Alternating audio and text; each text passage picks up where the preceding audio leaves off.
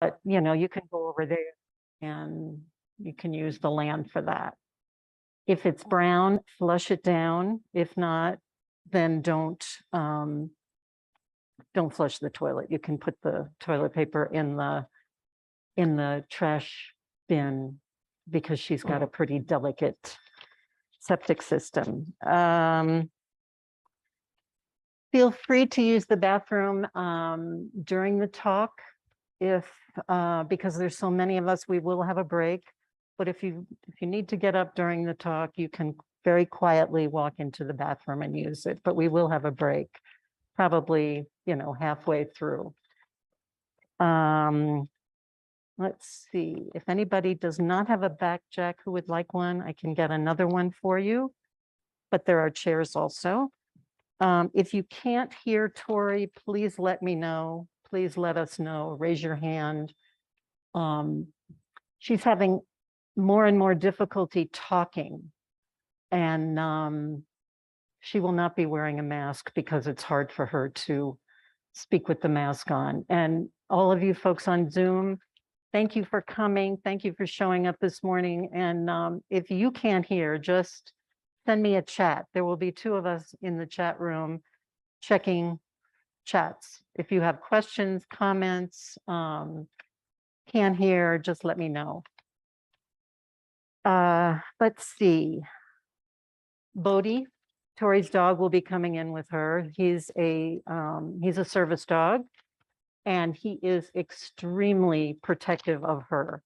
So he may bark when he sees everybody, but he will quiet down and he'll be sitting right here. He's not used to seeing this many people up here, but he's been to many retreats before. So please turn your phones off.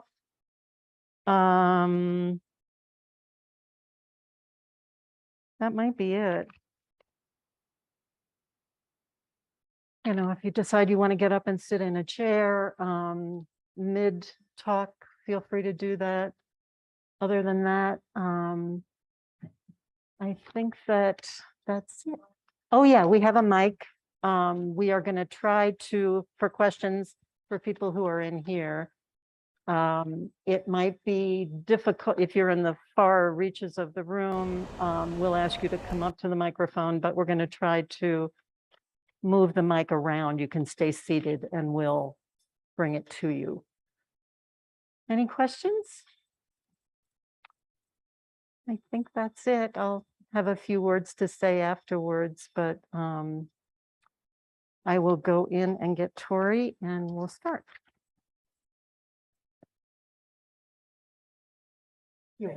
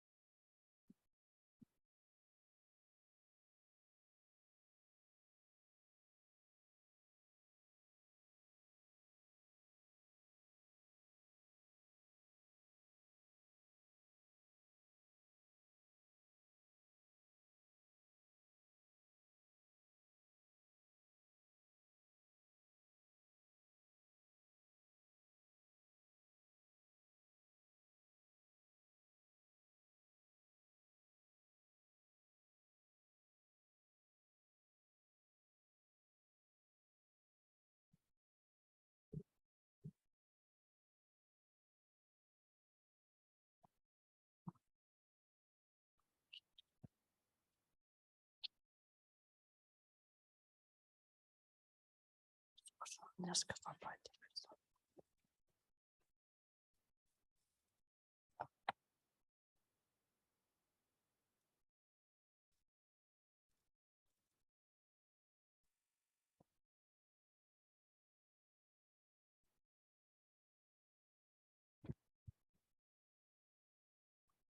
you hear me? Okay.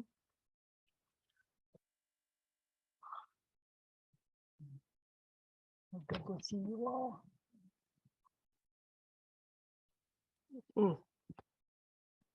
Bodhi, hey, come here. Come here. Yeah. So, welcome everyone.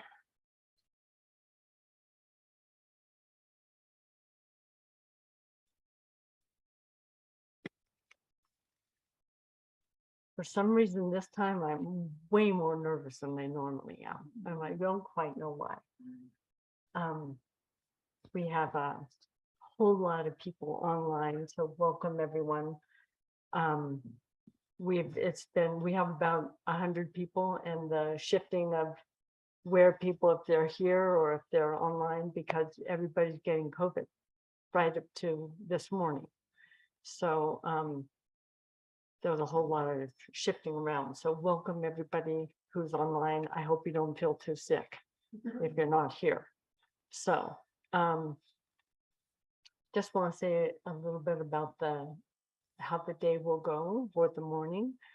I'm just gonna welcome people, and then we're gonna do a meditation, and then we'll talk, and then we'll take a break. Can you hear me okay?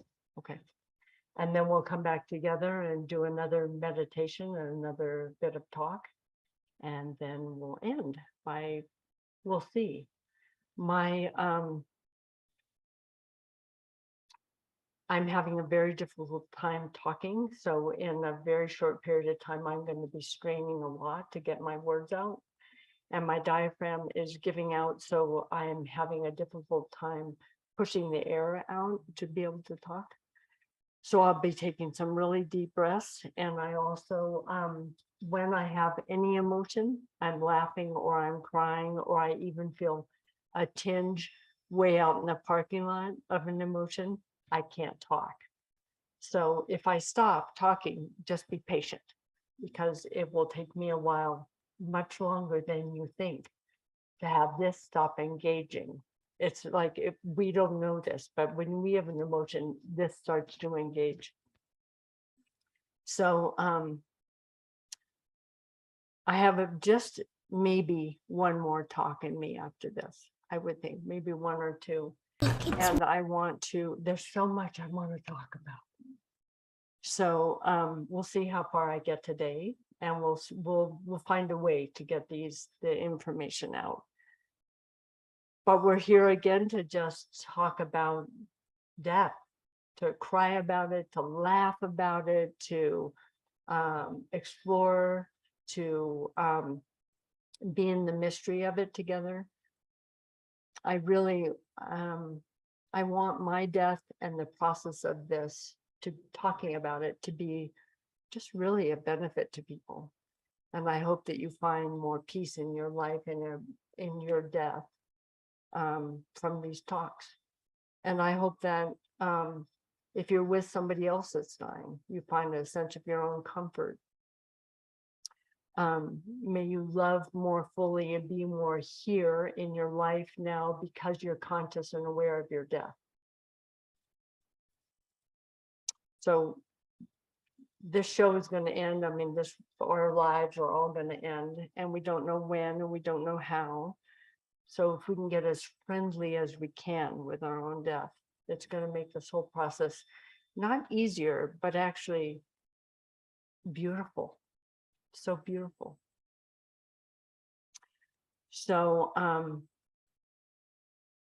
the things that I'm really wanting to keep diving deeper into this time is how death is a rite of passage. And then with time, being able to talk more about how to prepare for our own death, how to be with people when they're dying, at the time of death, before death, during, and afterwards. and what happens when we die, to dive more into that. We sort of put death over here. And it's like we look over here and it's like, man, life is so great.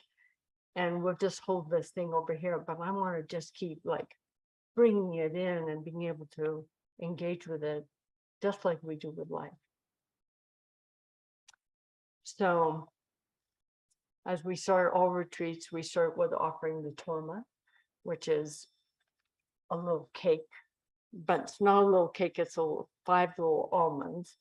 And our torma, which in Tibetan Buddhism is our offering. And it's an invitation. It's not just a, how to say, it's not just like an acknowledgement. It's an invitation. It's an invitation to what we love, what we cherish, what we think is beautiful, what we think is just the things we're proud of, the things we want to share. And it's also all the things we're embarrassed by, that we're confused by, that we're horrified by, that we want to not exist on the planet. We invite all of that, and we invite it equally. So we're saying, you're all welcome here. So just take a moment and just invite in all these things equally. Just invite life in fully as it is.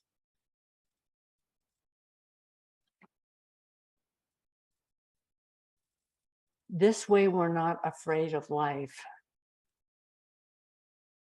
This is where the strong back and soft front of the spiritual warrior, the strong back that won't turn away from anything, and the soft front that will meet everything with compassion. So we hold this. This will be offered at the end of the talk. Okay. So we're going to meditate for a moment. I'm going to be doing some guiding. I want to remind you that the meditation is as important as anything I say, right? Because this is what is actually the relating to life, is through our meditation. Kathy probably already said this, but just for those of you online, please feel free to be asking questions. And then when we get to the discussion part, where we're going back and forth, we'll have your questions there. And Bob and Kathy will be watching. Okay. So just find your seat on the cushion or the chair. And really feel your seat rooted into the earth.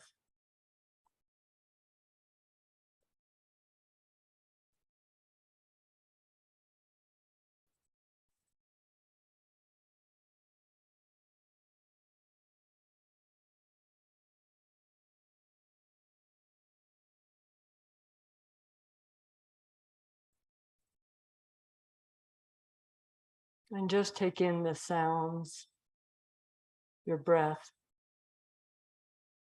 Just arrive into the environment, the space.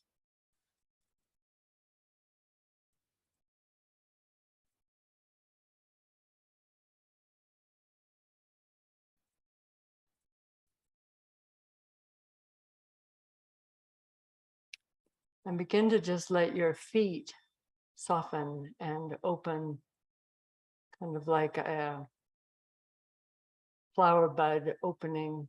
Just soften your feet.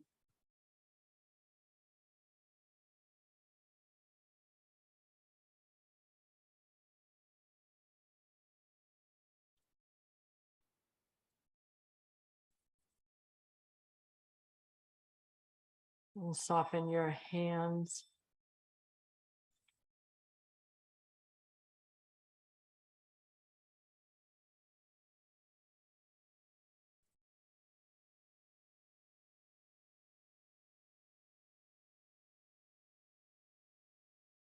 And soften around your eyes, inside and outside.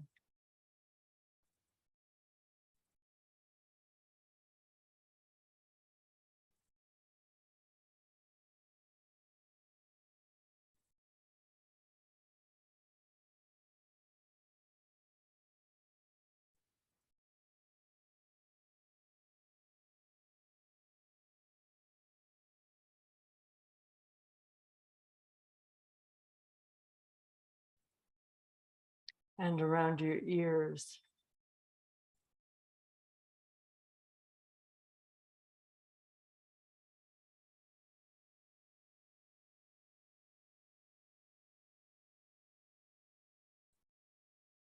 So we're letting our face open and soften to the world.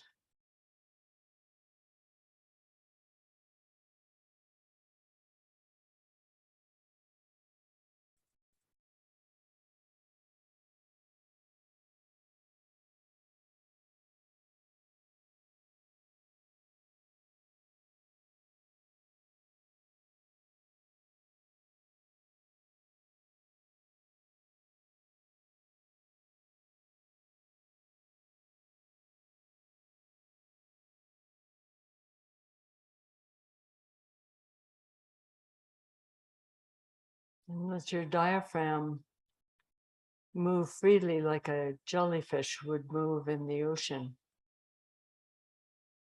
So fluidly.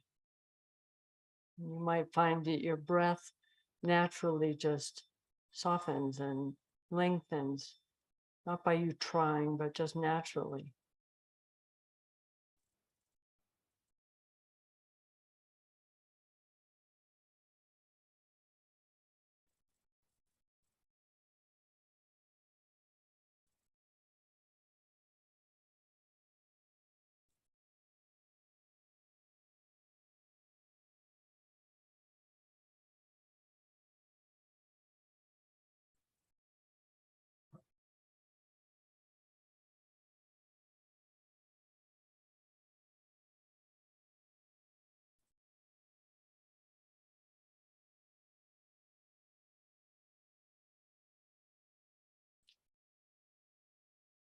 And just let your breath just drop into your low belly,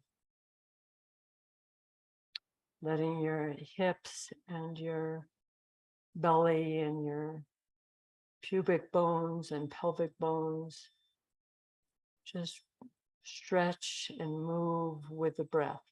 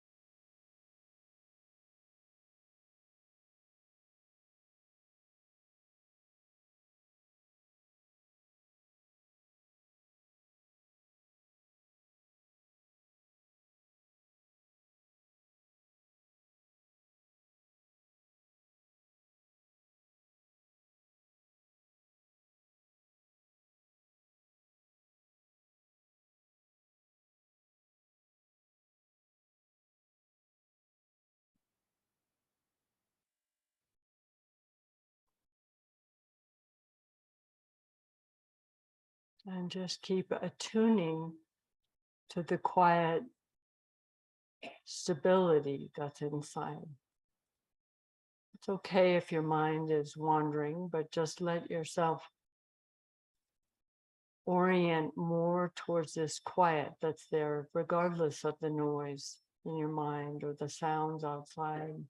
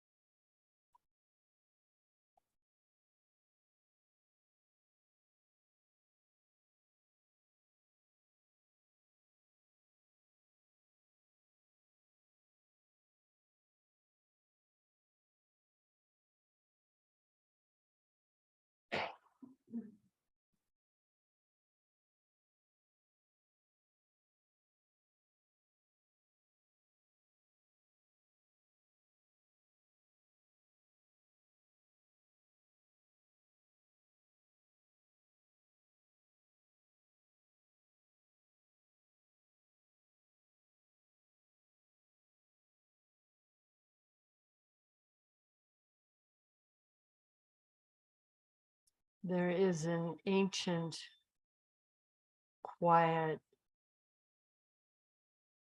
steady, grounded,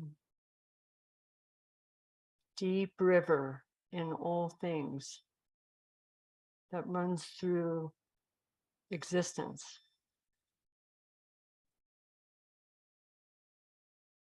And we just keep attuning to that within us.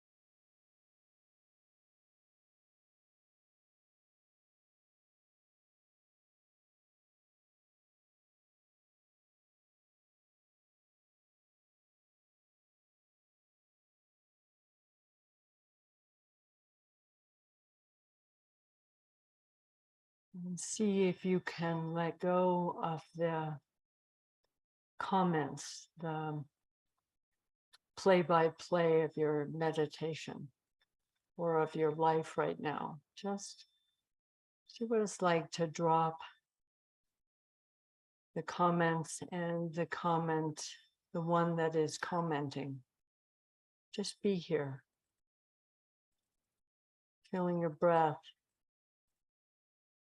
resting in your low belly, hearing the sounds of the birds.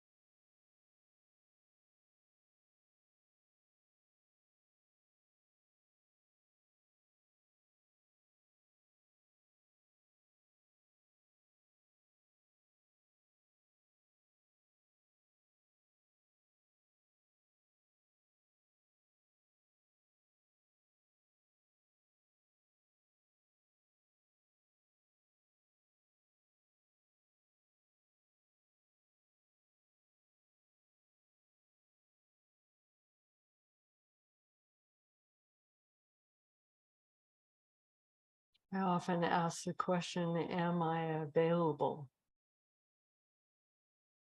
Are you available? Don't ask that with your mind.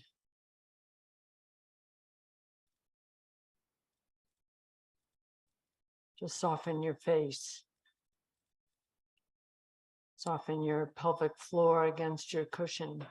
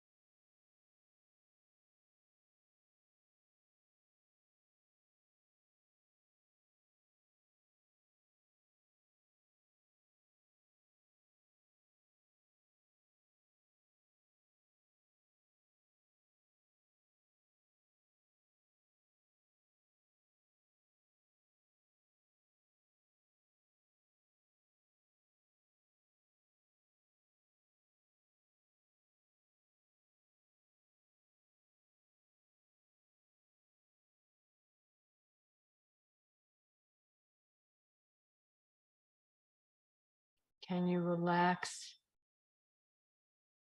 even more deeply?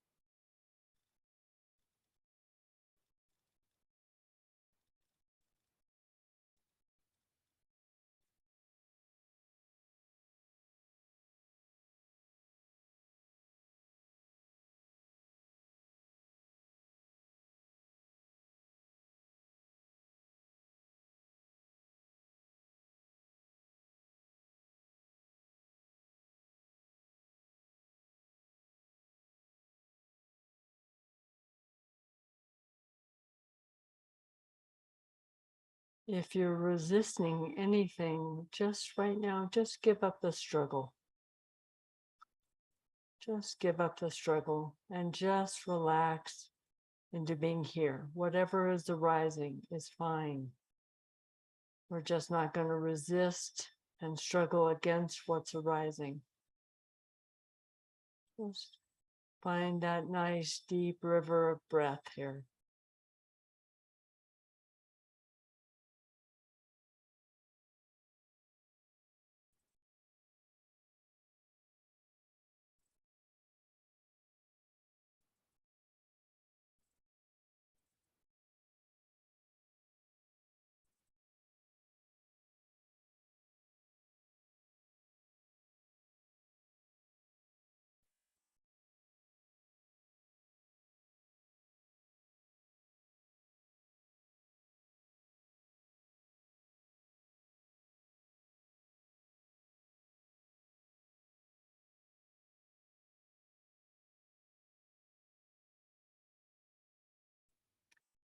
Before we end this sit, just imagine all the ecosystems of the cosmos, the mountains and deserts, the jungles, the prairies, the rivers, the oceans, the lakes,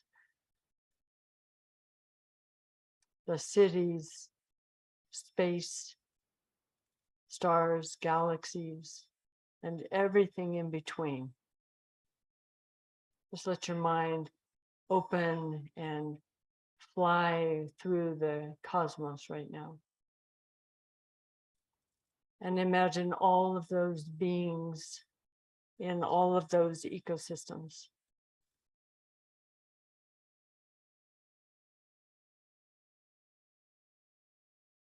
And just offer to them anything that comes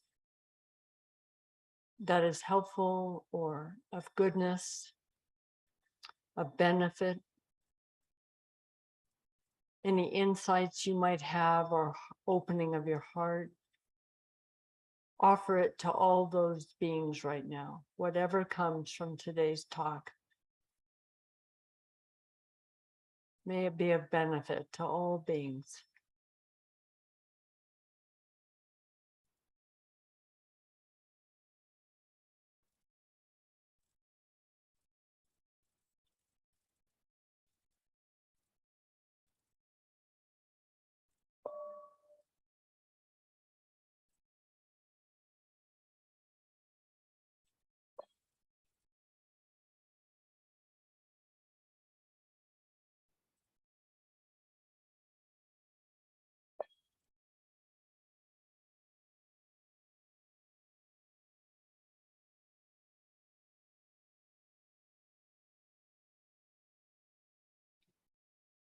We'll come into Anjali and we'll just pause there for a moment. In that poignancy of community and Sangha. Namo Bhava.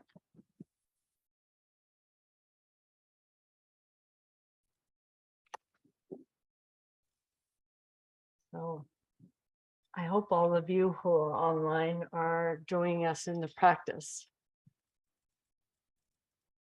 And I wish I could see you all.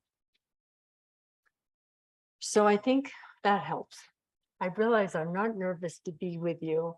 I'm not nervous about what I'm speaking. It's I'm nervous about not being able to speak. And that I'll show too much cleavage because this is pulling me, for God's sakes.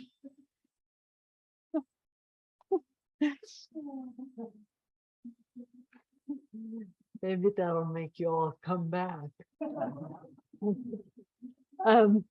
Yeah, it's really, there's a lot of anxiety these days about not being able to get it out, be able to speak. And so it brings a lot of anxiety and exhaustion. So because you all have said it is so helpful, even though I feel incredibly vulnerable and a little narcissistic. I do think there is benefit about sharing with as much transparency as possible about my own experience of dying. Because I don't think we get that very often, like all the way kind of through. And not that I'm like doing this, the right way. I'm doing it one way and trying to stay conscious in it. But so as I have done in the past, I will just start in before we take our break. Just sharing as deeply as I can about my own experience. So my water table is extremely high, which means that my tears flow kind of all day. And I cry in gratitude to the beauty of this world. I cry with grief that I'm leaving it and not knowing where I'm going. I cry in solidarity with all the rivers and the rain. I cry because of the blessing of being here right now with nothing more needed. I cry at the kindness being offered to me, for the intimacy with grace and grief. I cry that we are doing the damage to this precious earth with so much blindness and greed. I cry because I can't dislocate in any way anymore from the reality of the world. I cry because the other part of me knows everything is just so okay. I cry because I'm laughing so hard with a friend that only the tears are left. And I cry because apparently it's just the right thing to do. And I really don't like to cry with it when I'm trying to talk because it takes so damn long for me to talk again. So I'm like, physically, it's getting really gnarly. It's getting really gnarly. It's gritty and grinding and exhausting and in my face all day long. It's difficult to do everything. Stepping up the front step to my house is like a hard climbing move now. Thus the ramp.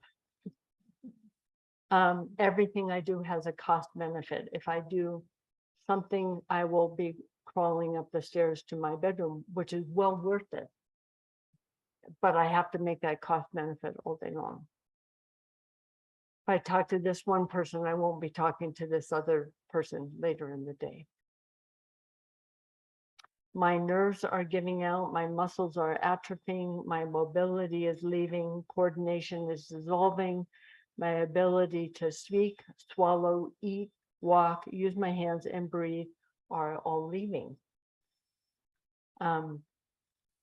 My lungs are starting to fill with fluid and my diaphragm is not strong enough to cough. So I can feel in real time how I will die if I don't take my life first, which I imagine I will. And so I've really experienced this first stages of what suffocation would feel like. It's quite terrifying. But I know why my intuition, when I was diagnosed, I had a very strong intuition of when I would pass. And my other physical things, I probably could live a lot longer than that time frame that I kind of imagine. But I'm seeing now the truth that will be my diaphragm that gets out. So I am so grateful that this is a slow process because I get to adjust every step of the way. And I feel blessed in being able to adjust every day to it. And there isn't a problem. So if I was just plunked down here, it'd be really hard. But because I have time to adjust every day, it's a deep, profound, grace-filled process. It's a difficult thing to know how to deal with the level of exhaustion that I feel, because I still have a lot of demands on me.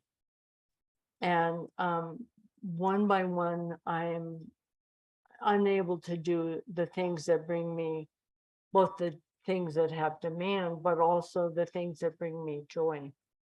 So I need to be very attuned to the little joys, and there are many. We tend to have like the big view, the big impact. And this is really a deepening in finding the very subtle light changes that I can see outside, the way the grass blows, the joy of getting the pillows behind me out on the front porch, right? And I just can sit there and watch the world go by. And it's amazing the small joys that can come when we open to them. I want to say that remember, everything that I'm talking about is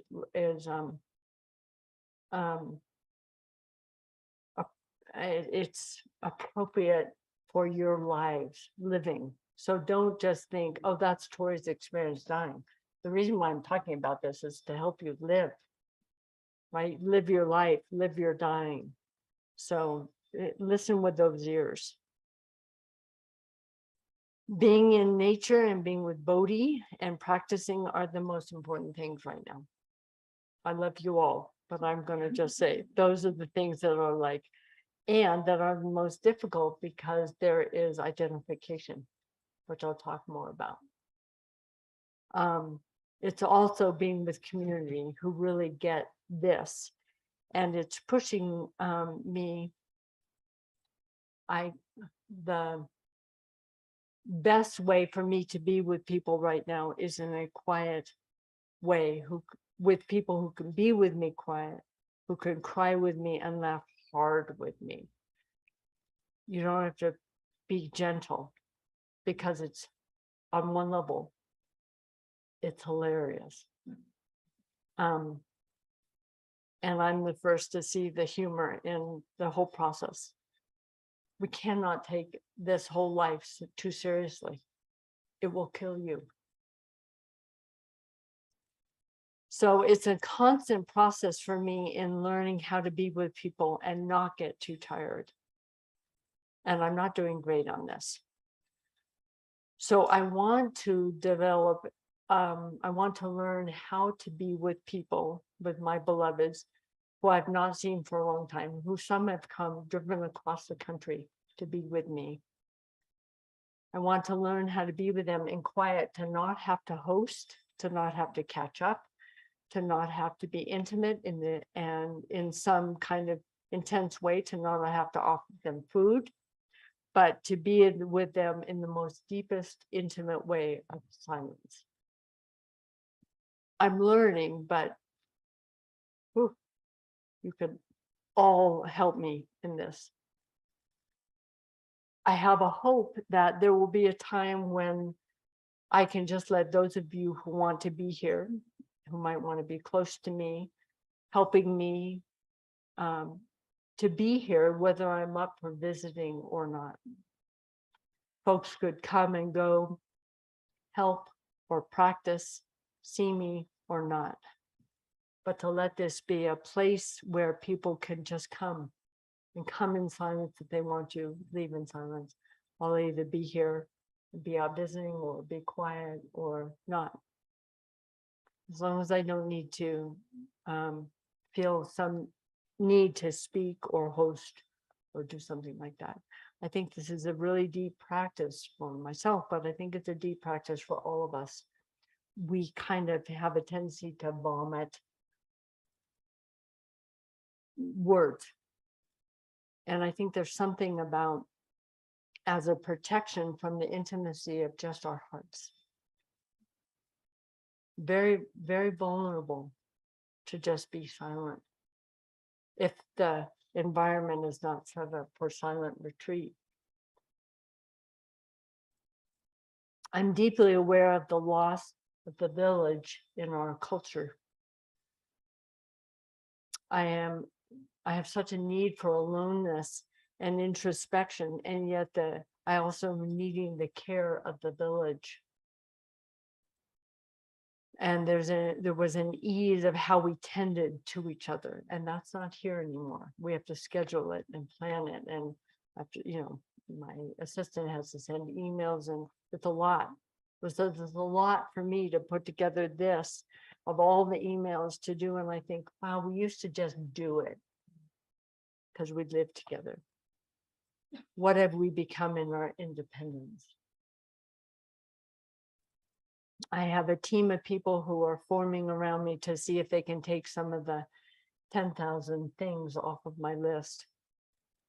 So I can really just settle into practice and be in nature and be with beloveds when it's right. And there's a really deep learning curve for me of how to let go of the details that I have held for so long. And I noticed the identification I have with holding, I am one that holds a lot of responsibility. And that has served me greatly. And it's a great mystery in how to let go of the minutia. But this is the beauty of dying, is that I will guaranteed we will all have to let go of everything. So it's an incredible challenge and teaching for me how to let go of my grip and my identifications now. I don't see a clear path, but the team that's forming around me is great. Got some of those people on there. And so there's a way that I want to see what it's like to really hand over and have things not be my way. Hate that. So death, especially a slow conscious one, is intensely about letting go. I have to let go every day, in each moment, often. And it really does matter to our human ego. It matters a lot to have a sense of control to a certain degree. And that's part of our feeling a sense of purpose. And I realize with a great deal of compassion that I still need in places a sense of that purpose, and that is okay. So there are things that I still want to, how should I say, put energy into, that is not just taken away because of that sense of still fulfilling a sense of purpose. And I will probably want that to the moment of death. And that is okay. Because I know at the moment of death, I must let that go. So I'm not fooling myself. But I've been having a lot of compassion to that part while simultaneously letting go of what does not serve that. Hey, Bo, come here, bud. That's a good boy.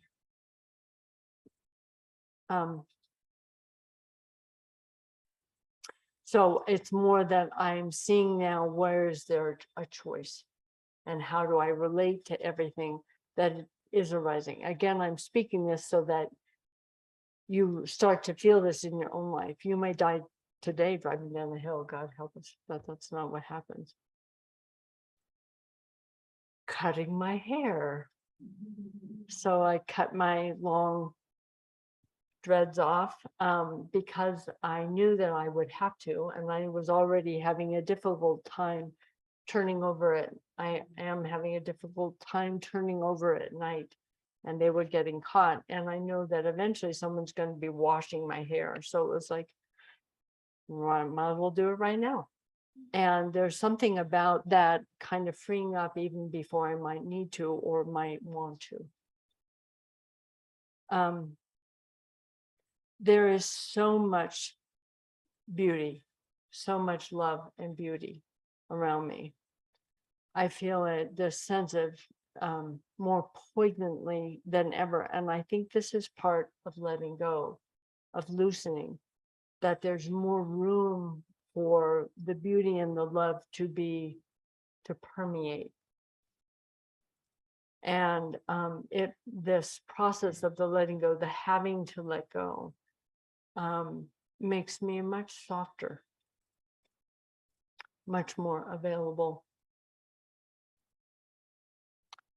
Our spiritual lives are a constant course correction. It's like we don't just get on our spiritual path and just go. There are hedges along the path. And it's like we get a little too far here and we say, oh, a little too far up. So we come back up and then we go to this side, oh, a little too much. Whether that's too much, time alone or in practice, to too much sangha, or too much being with people, or too much whatever. There's this constant balance. And I think there's something that's very freeing about the recognition that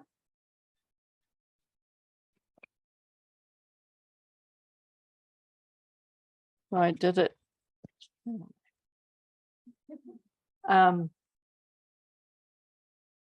That there is a sense that this is part of our human journey, but especially on the spiritual path, this sense of just this easiness in ourselves, that this is how we move through life. And life is not about getting it just perfect. You won't.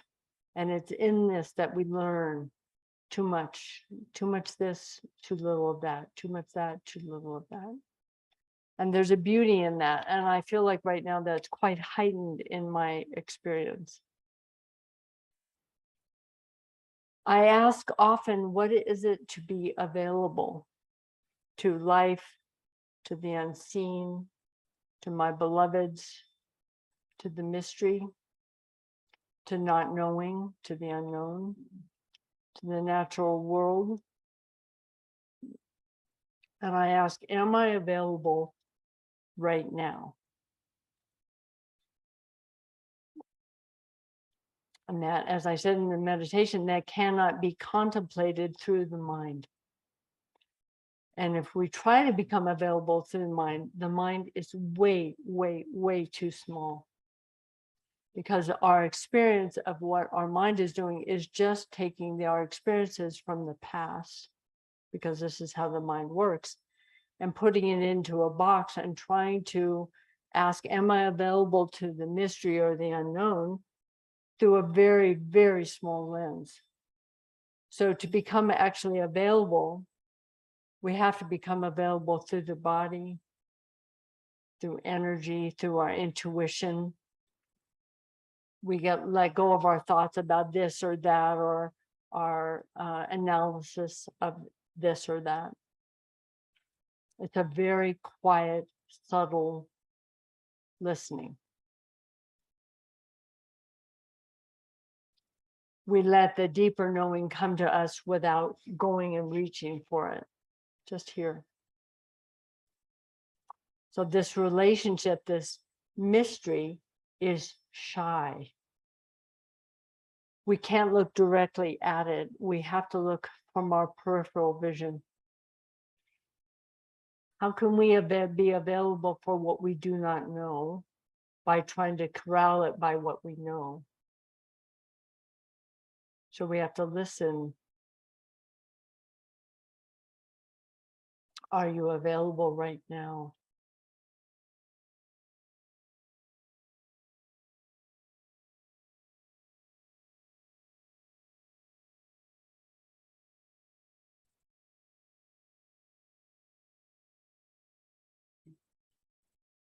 Often when somebody dies, and all these deaths that I have been with, I have seen this almost every time. Very close to the end, or it can be in the last few days. There's often a reaching, talking to,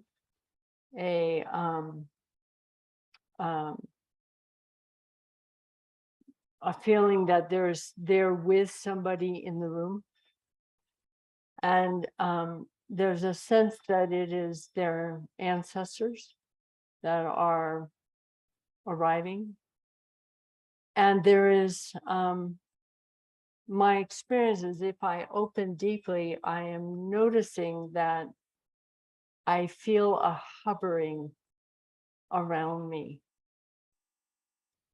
of ancestors.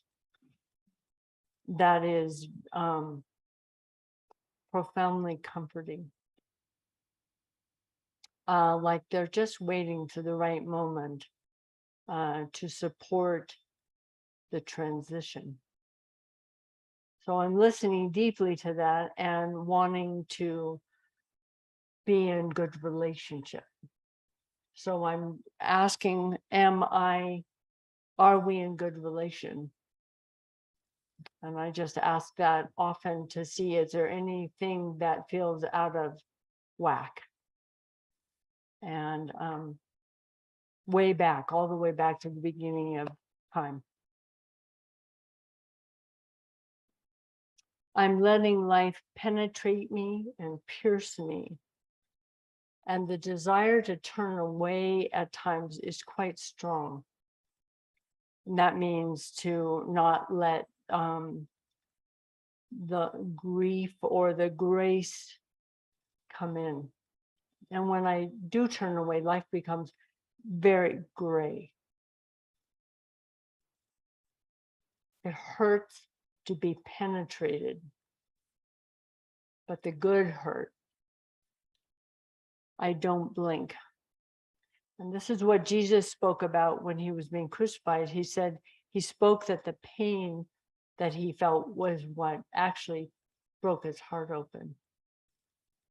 So we let the pain of life break our heart open without turning away, which I've spoken to in the other talks. We talked about don't blink. I have studied a lot about death, and I've been around death a lot. But the truth is, I have no idea what happens after we die. I have a lot of ideas up to a certain point, which I'll talk about in other talks a lot. Maybe another talk, I hope to talk about it a lot. But not knowing about what happens when I die, that is such a profound practice. Because if I knew without the shadow of a doubt, it would be so much easier. But I would become so lackadaisical. Right? Don't you become lackadaisical in your life because you think you know what's going to happen?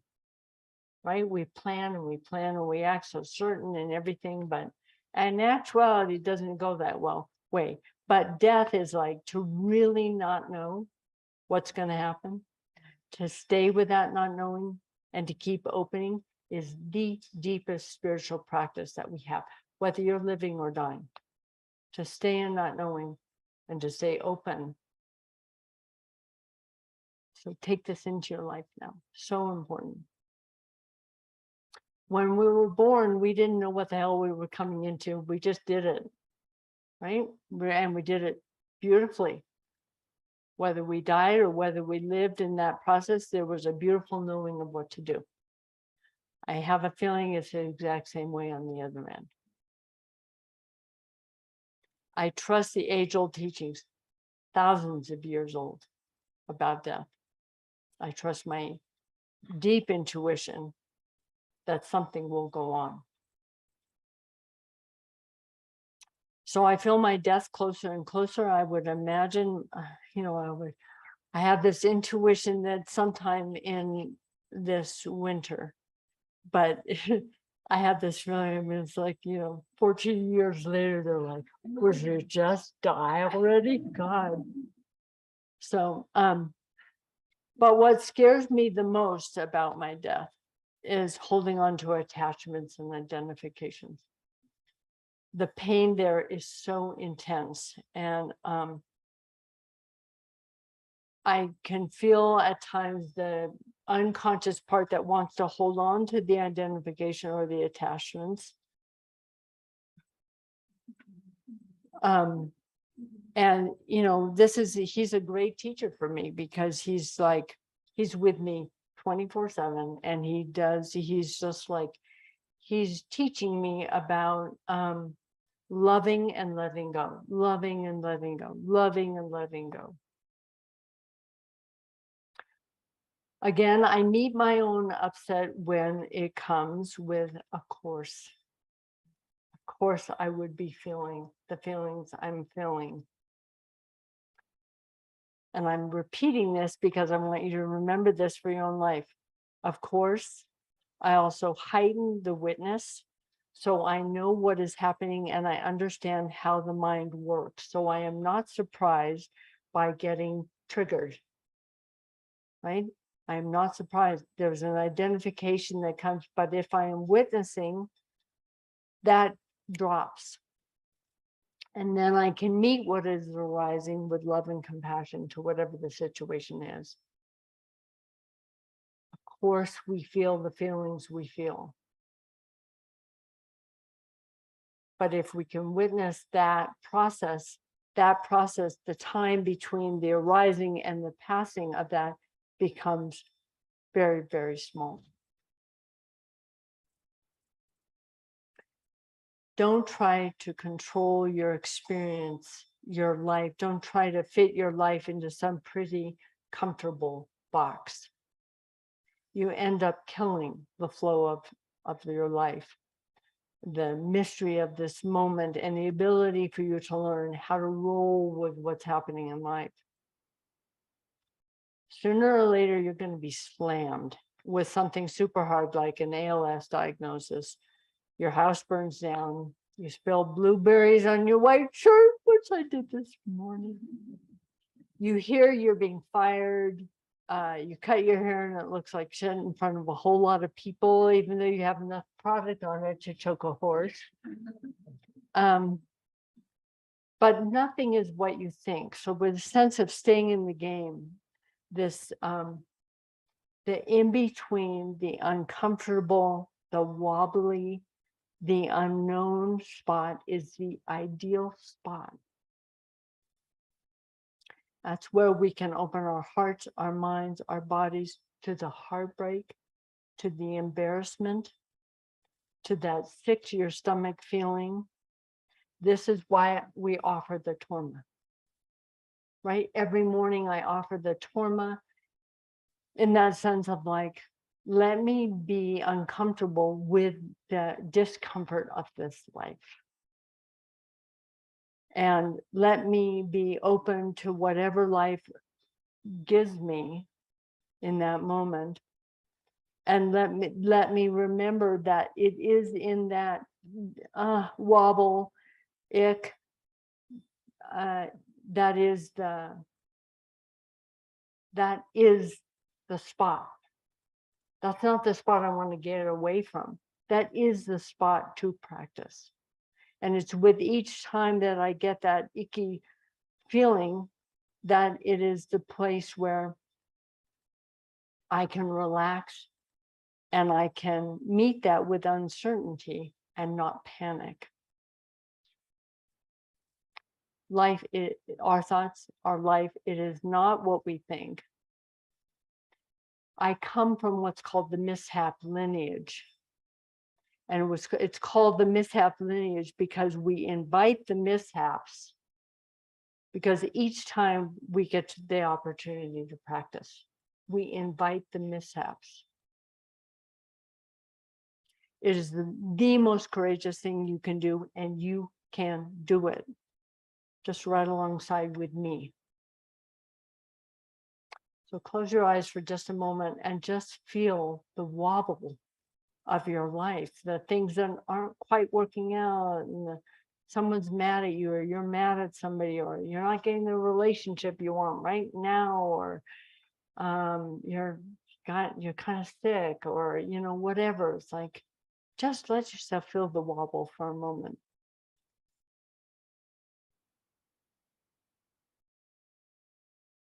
And simultaneously feel the ground, the stability, the deep ancient river that is you.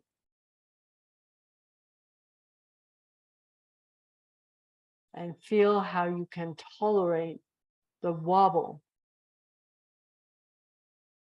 Find your seat in it, literally feel your seat on the chair with the cushion.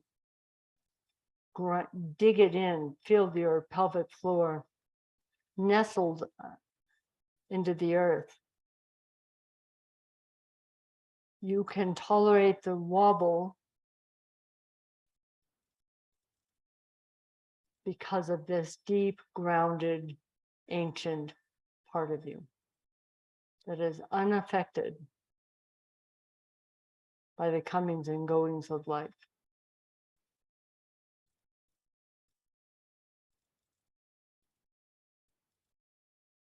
It is the mystery, I should say, the mystery is the condition in which we live, not certainty. We do our best to create certainty. We profess it over and over and over again. How certain we are, how much we know. And we do need to plan and organize and create some comfort while simultaneously letting go of all of it.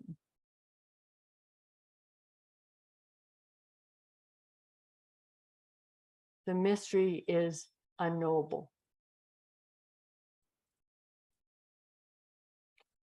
Our efforts to rectify our brokenness only makes things worse.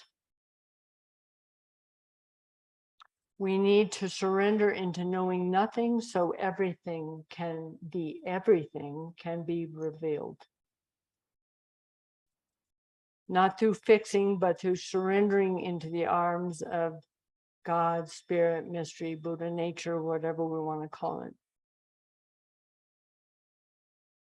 Our cry out to that without fixing, but this availability to our cry out to God, if we want to say that, is what brings us closer to union with that deep ancient river of the cosmos.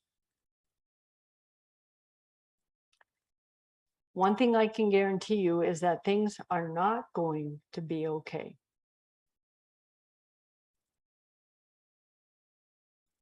And let's take a break. So there's something in that things will not be okay. You will, and in that not okayness is where we find the deep sense of our okayness. But your life will never go in the way that you have some idea that it might. And that's a beauty. Okay, so let's just take, in just a moment, we'll take just a few minute break. One bathroom, mini bathroom. If we could do this in silence, just to keep this sense of quiet and keep relating to the deep ancient river that's under you. When you go outside or you're sitting in here, just feel the stability of the earth under you. Bow.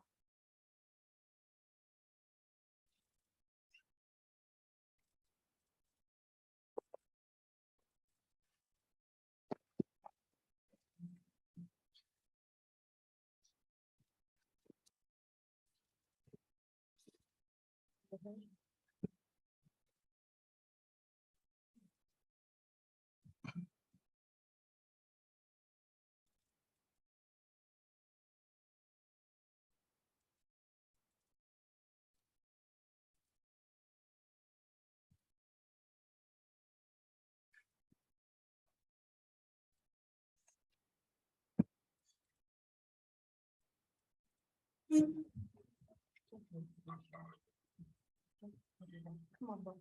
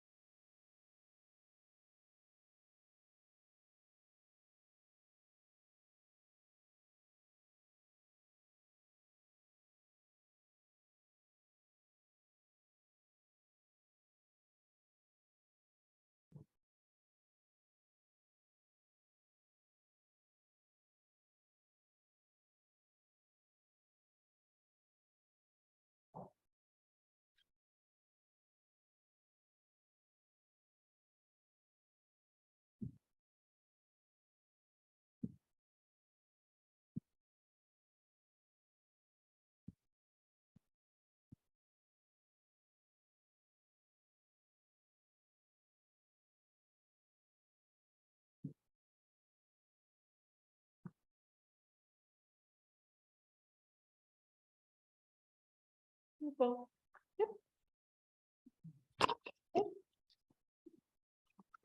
You want them to want? Sure.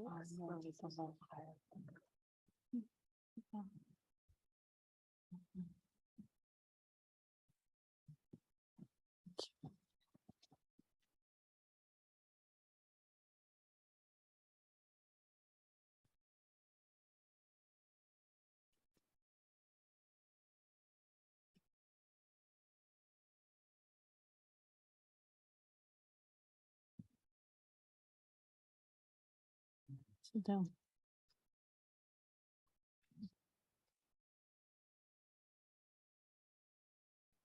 Get this right. Sound okay? How's this? What's wrong? Is that, can you hear me? Oh, sorry. Oh, hello. It's worse for me than it is for you, let me tell you. How's that? Can you, sir? How's that? Any sound? Sorry about that. Better? Is that okay? Good? Where it was? Okay. Ah. So before we just are quiet for another few minutes here, I'd like to just open it up for questions or thoughts that came up from those few things that I talked about. Anything that's coming up for you or that is a question that's been rolling around for you? And how are people doing online? Everybody's okay? They can hear? Okay. Yes, when people have a question, thanks, Mayor.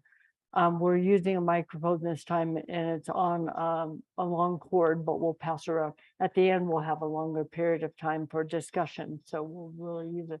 I just want to see if there's anything burning. Okay.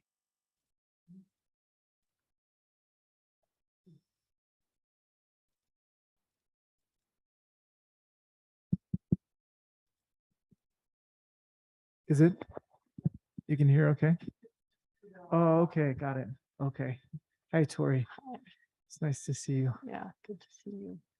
So, really relating to what you're talking about in terms of it's not going to go your way and it's fine. And since I've seen you last, I've been asking you in my head because this has been coming up a lot for me. I've been asking you, and you've been saying something just like that. And I just feel so fussy.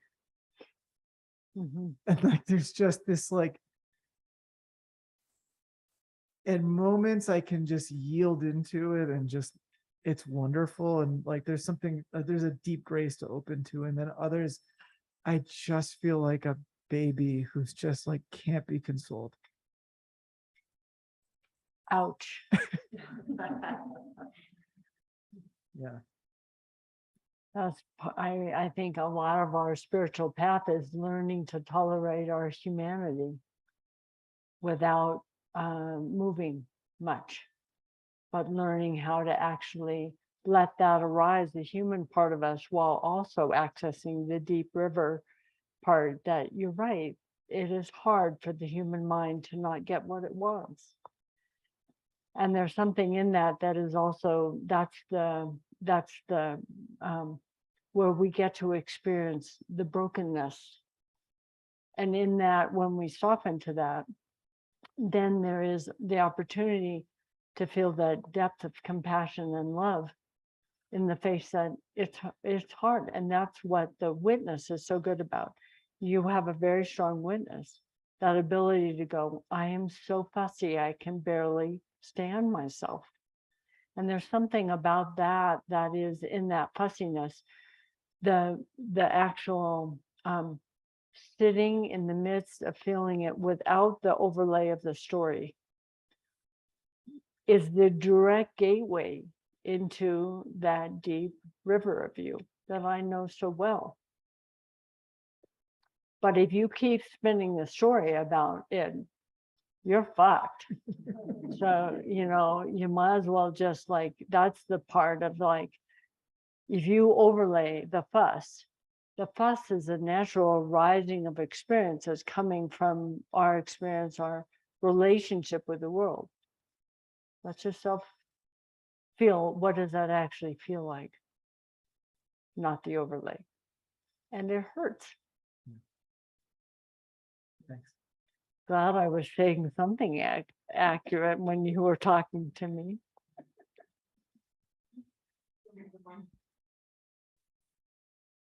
You know, if you're going to read it, I think so.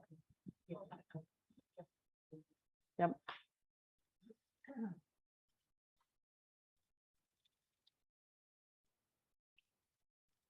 Tori, this is from Hobie Wedler. Oh, Hobie. Tori, your remarks thus far are brilliant and resonate so powerfully with me, being blind in a sighted world. Hmm. How do you remind?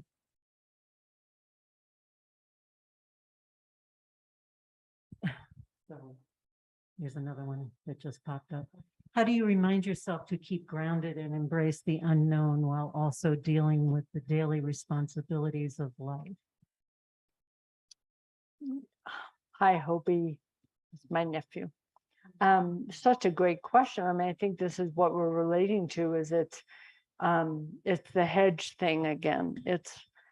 We're too much into the day-to-day of our life and not into the what was the way he asked it? And what was the first part of that? How do we keep grounded? Yeah, how do you remind yourself to keep grounded and Oh. embrace the unknown? Yeah, this is practice. It's learning our access points. Drop down, drop, sit down, drop.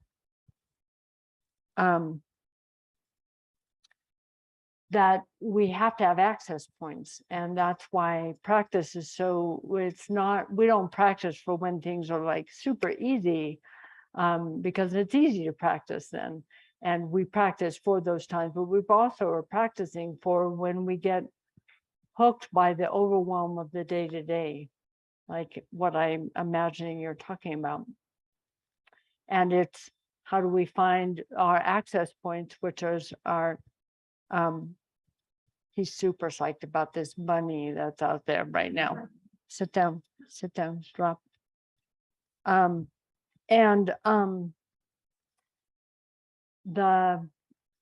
It's like having access points where it might be that we feel our feet on the earth, where we find our breath.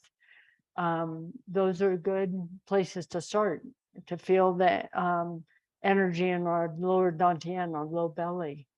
But find what is true for you, and then keep returning to that. Also, and this is something I talked about so much the last time, is we have to develop the witness, so we know we have that ability to know how the mind works and how we get triggered, so we can see it arise and we can say, oh, of course, that's what's happening, rather than getting stuck in the overwhelm and the story of it. Anyway, hope that helps. This is from Mark Easter. Hi, Mark.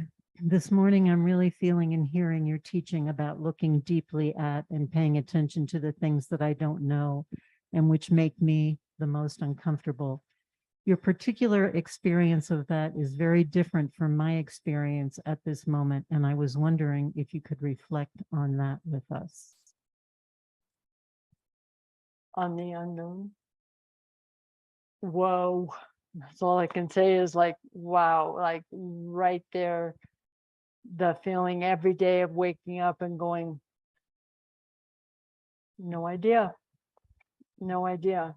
And it's just how to find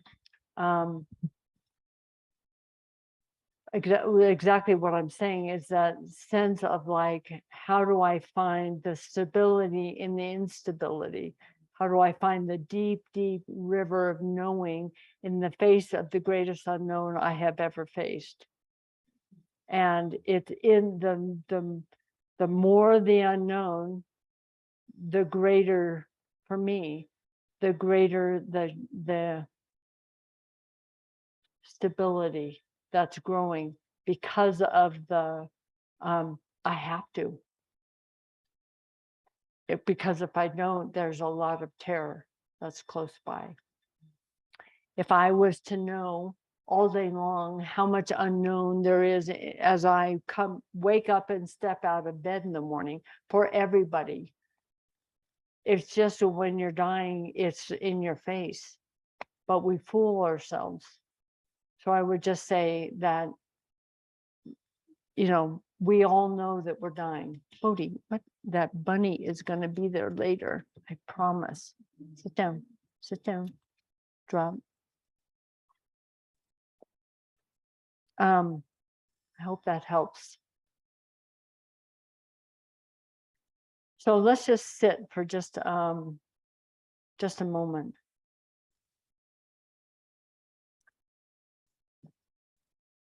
Would you turn that on, please? On to 2, and then I'm going to ask you to turn it off.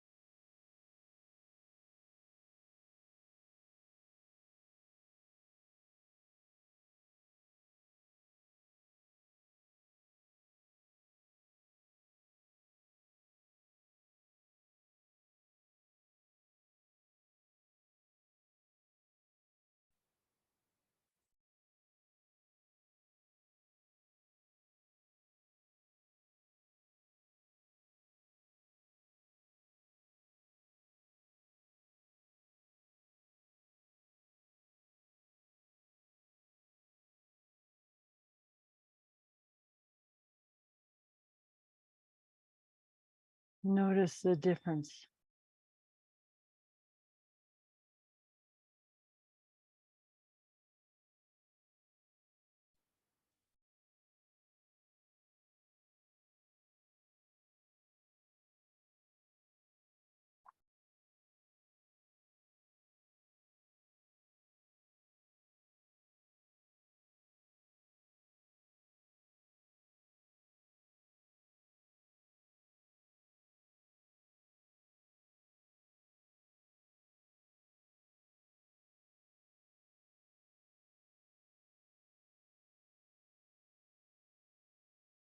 You can either focus on the noise or on the quiet.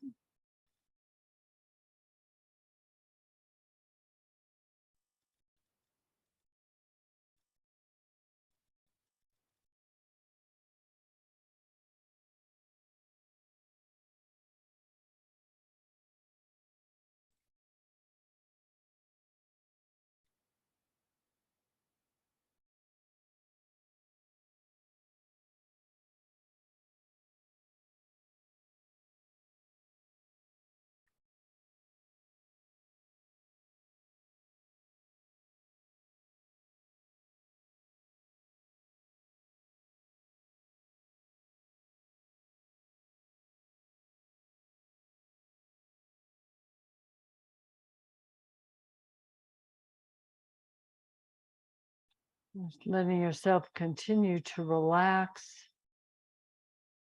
into that quiet stillness that all sound and movement arises out of and returns to.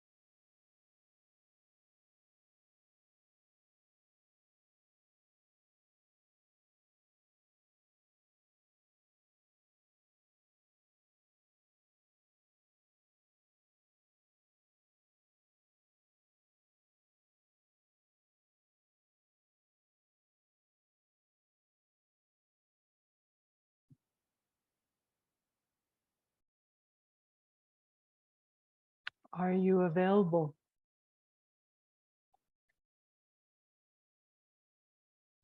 Don't go looking for the answer.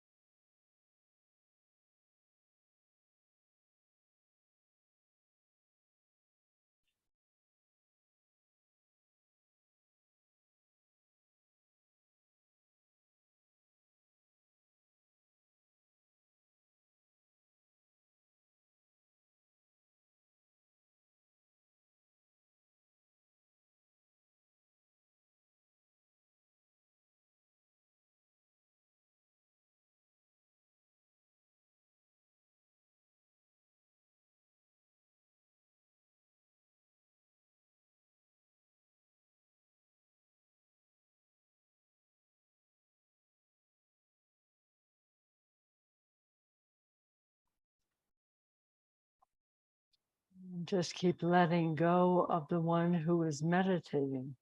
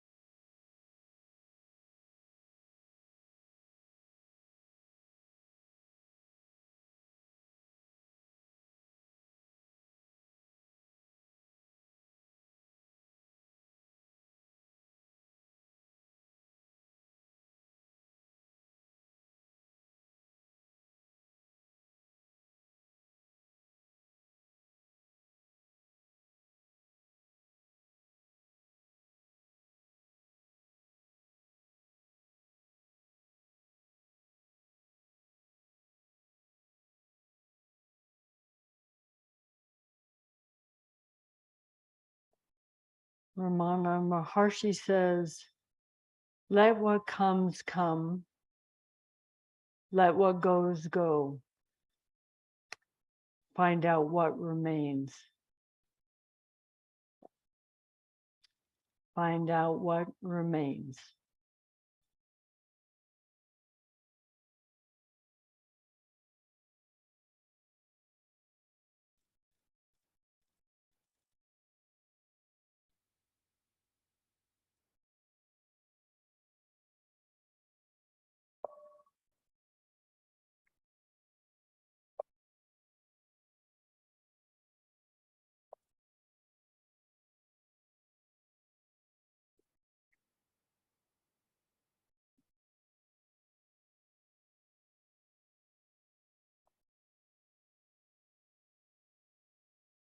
We'll come into Anjali. And we'll just hold that. And then we'll go.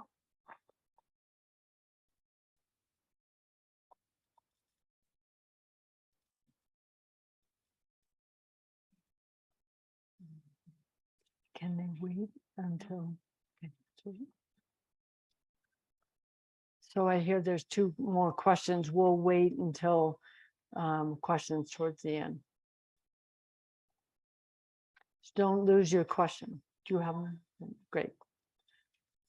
So, as many of you know, my experience around death comes from many, many years of training in Buddhism, primarily, but also in shamanism and studies from different cultures from around the world, their perspectives around death and dying.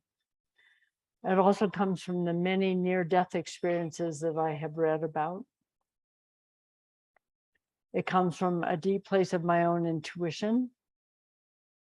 And also, in a big way, from being a naturalist and a wildlife biologist, and from spending so many years in the wilderness and seeing how life works.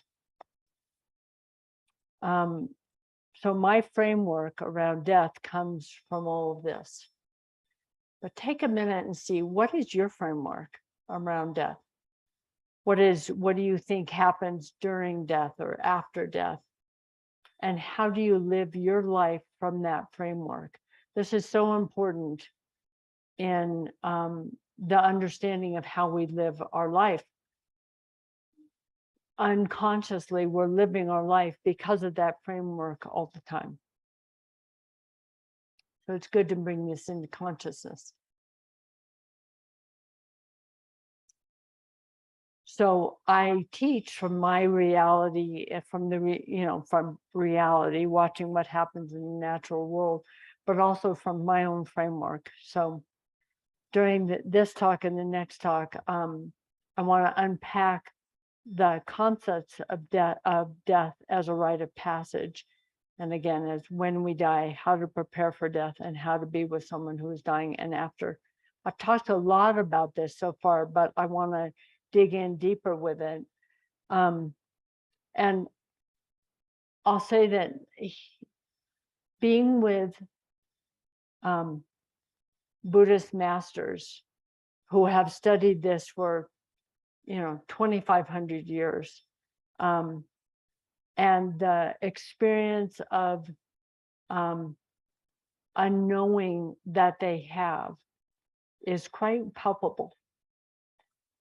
And so I hold that dear. And all of Buddhism is like teaching about the moment of death. So it's like really potent in Buddhism is around this experience that the preciousness of life, we don't know when we will die. And how do we live our life right now, knowing that we will die? So I want to just say, first of all, about what is a rite of passage. So in any rite of passage, something ends and something goes on, which there's a change from one state to another state. Some of the primary big life rites of passages are birth, adolescence, adolescence is in that time when we are able to become a parent, or to produce offspring. Marriage, menopause, and so with death. There are others, but those are some of the really big palpable ones. So in stages of all rites of passage, there is the departure or severance. If we use the caterpillar, the caterpillar becoming the butterfly, that analogy is fabulous. We're talking about death. So it's left being a caterpillar, it's made the cocoon around itself, and it's not yet a butterfly. So it's leaving what was. And in that leaving, something has to end. And the next stage is the liminal stage, which is the in-between stage. We don't know what will happen. It's a little bit like mush in there. It's very vulnerable. It's not always tidy. It can be very dangerous. But it's an in-between time, liminal, between this and that. And the third stage is the returning or the arriving, which we would say there's a new status. It's a butterfly. So in death, the first stage is dying. We die. It can happen slow or fast. The second stage, you've died. You're now in what's called the bardo, which is the going through this passage. In Buddhism, it can that it's thought that it can last from a few minutes to 49 days. Usually, you've gone on to whatever's happening next within 49 days. In Judaism, it can be a year. There's a very specific ritual around in 1 year after the time, in the thought that the person, has gone through this period. The third stage in death is we've arrived at the new destination, and whether or not we've taken on a new form, reincarnation in some way.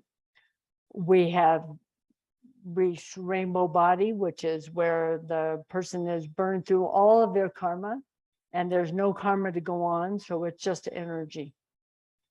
In a lot of traditions from around the world, the person has become a settled ancestor. They've arrived into the ancestor realm. They have become an ancestor, and they're becoming a stabilized force in that realm. It's not necessarily what Buddhism thinks, but I'm just bringing that in. So like in birth, there are hormones in birth that allow the ligaments to stretch. So a woman's pelvis can stretch open. In death, there's a psychic relaxing and opening that allows the soul to really transform. That new possibilities are available that weren't available before death.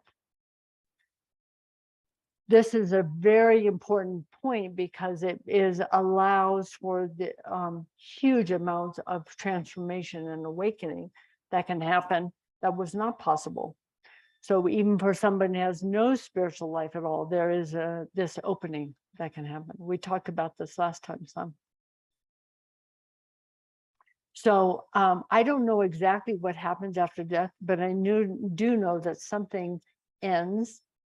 We die, this body dies, but something goes on, right? If energy is neither created nor destroyed, then there is some movement that is happening, something in that energetic field that goes on. In death, the rite of passage does not end when you die, but goes on for a long time. We move from incarnate to energy or ancestor or into new incarnate form. So this cocoon image is very potent because the caterpillar, as I say, it creates a cocoon around itself for this transformation to happen. Then it comes out of the cocoon is now the butterfly. The death of the body is like a maximum transformative moment in the cocoon. Huge amount of transformation happens. Again, not a caterpillar, not a butterfly. After the body dies and you enter into the liminal stage, again, it's kind of like mush. It's not anything. It's a very, very, very vulnerable time. So change tends to happen very quickly. In most rites of passage, that period of time is pretty quick because we can't hang out in that vulnerable state for very long.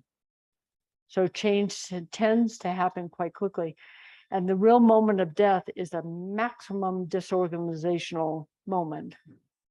Everything just goes, right? It was this, and now it's not that anymore. That's a big change. Rites of passage by their very nature, and the good rite of passage is this. It is confusing. It can be intense. It can be messy. It can be uncomfortable. Think about a snake shedding its skin, or elk shedding the velvet on its antlers, or birds molting. It is very uncomfortable. They become very irritable. Birds molting are very fearful and defensive in that time during. They are vulnerable because they're in the in-between. They haven't developed their new feathers. A snake has not got its nice kind of thicker skin on yet. It's just pulled it off. It's raw. It's kind of like what happens for us. So in death, both for ourselves or if we're working with somebody else. Is this making sense? I've never talked about this, so I'm like diving into some territory that's kind of, but I think it's super important because, sorry, I'm having a hard time breathing. I feel like it's really important for us to know the process so we know the map of the territory so that we are not afraid, because consciousness goes on. And there is a period of time in that Bardo state where it is profoundly confusing. And I want to help all of us in knowing how do we journey through that. So we need to ask, and this is something that I'm doing a lot right now in preparation, is that we need to ask for the good outcome to guide us in. The settled, open, released, at peace. We want to be magnetized by the good outcome. So when we're with someone who is dying, we want to see them as whole and easeful and letting go and free. It's such an important thing. We're not imagining them in the bardo of the mush. We're imagining them, we're just seeing them in this outcome that is so freed up. When we're working with ourselves, and this is in the bardo, what happens is all the things that are unresolved in us tend to show up. So they can get very intense.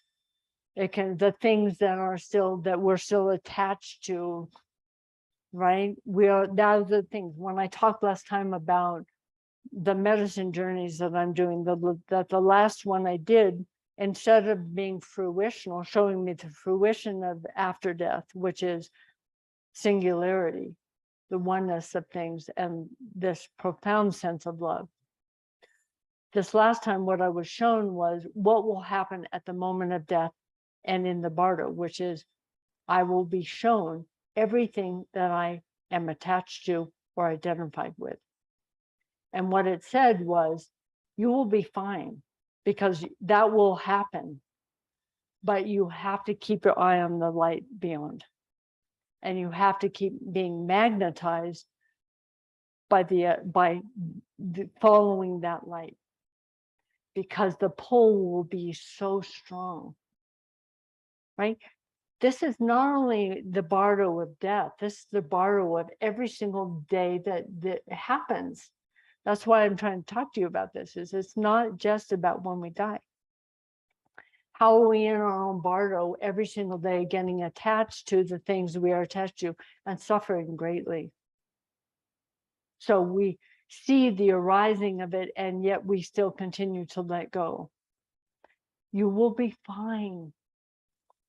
You will be fine. But keep your eye and practice now. This is why we practice from the moment of death, so we know how to work with what is arising.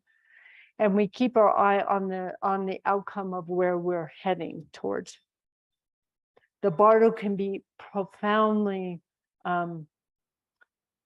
strong. That's why, like, I ask myself every day, is there anything that is unresolved in me or with somebody else? So on the other side of that period of time, there'll be a lot more space. So the butterfly on the other side is freed up, right? The butterfly flies away. There are simultaneous layers of reality, from more dense and separate feeling more dense body feeling more separate to less dense and less feeling separate. That's the arc of this process. So the body will die, and close to the physical body is the subtle energy body or the emotional body. That part will die also. When the body dies, the emotional body gets super rocked because we're so profoundly identified with our form.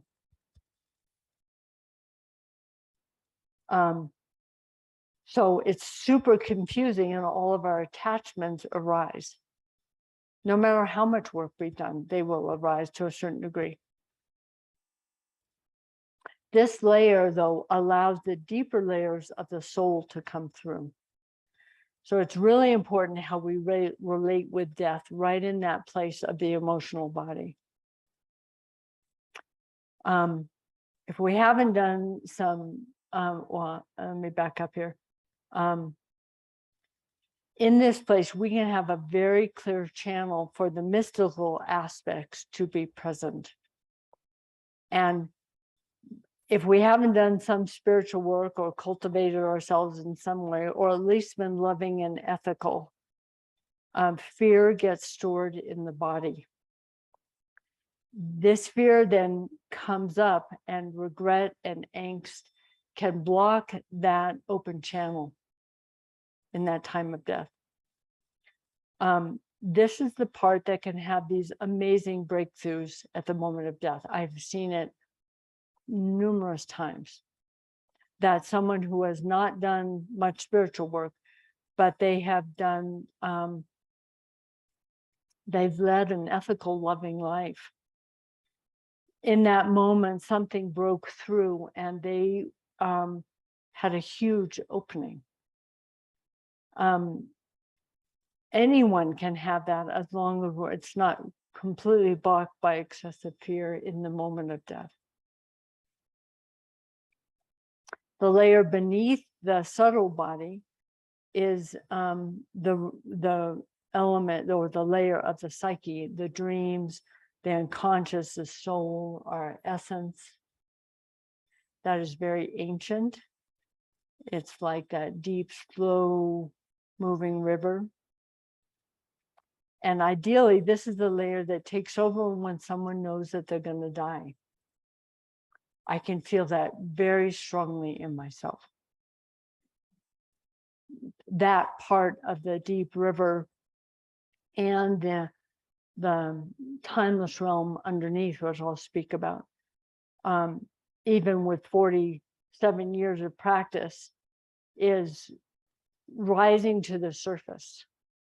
And in that, I can feel the, as with everybody, it's a time to commune with God.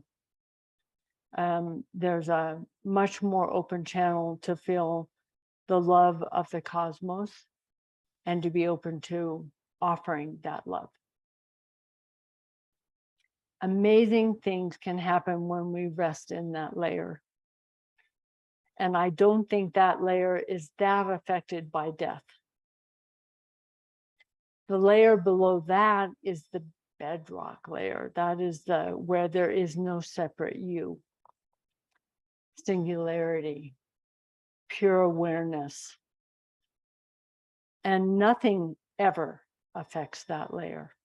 It has never been affected by, it's never been born, and it's never died. It never will be affected by life or the comings and goings of life.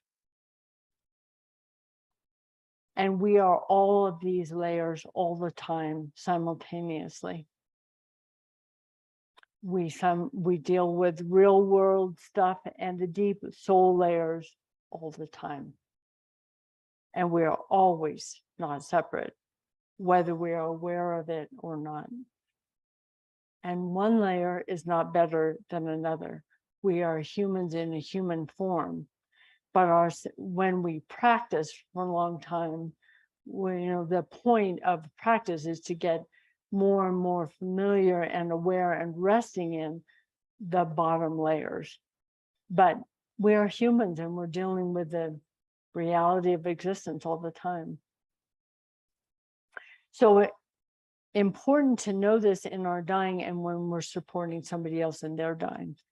We need to see ourselves and them in all of their layers, their humanness, their ancient, soulful, deep river, unshakable, never separate self. Even if they're a shit, we have to see them in all of that. Even if you feel like you're a shit, you have to see yourself that. That is such an important part of the stability of making the journey and in our day-to-day lives. We want to have union and intimacy between the layers. If we think we are only the body, then it will just be one big fat ending. But if we're aware of the bottom layers, what is not touched by death, then we can have this readiness, this curiosity, and this experience of truth, which is there is something that is not ending. It's just a change. We're becoming a butterfly. So if you're terrified, that's okay too. The more you allow the ancient, stable part of you to be present and to identify with that, the more you're going to be okay with the fear that arises. Believe me, don't get me wrong. There are days I wake up in the middle of the night and I'm like, whoa, the kind of the fear that comes up just in my humanness about it all ending. And there is, I feel grateful because right behind that is just such a deep sense of curiosity. And that I know that I am held by my humanness, by my human constrictions of like my rods and cones in my eyes, or the ability to hear, or and when I die, my constraints of my humanity are gone. And I am freed up to see reality in a way that I haven't been.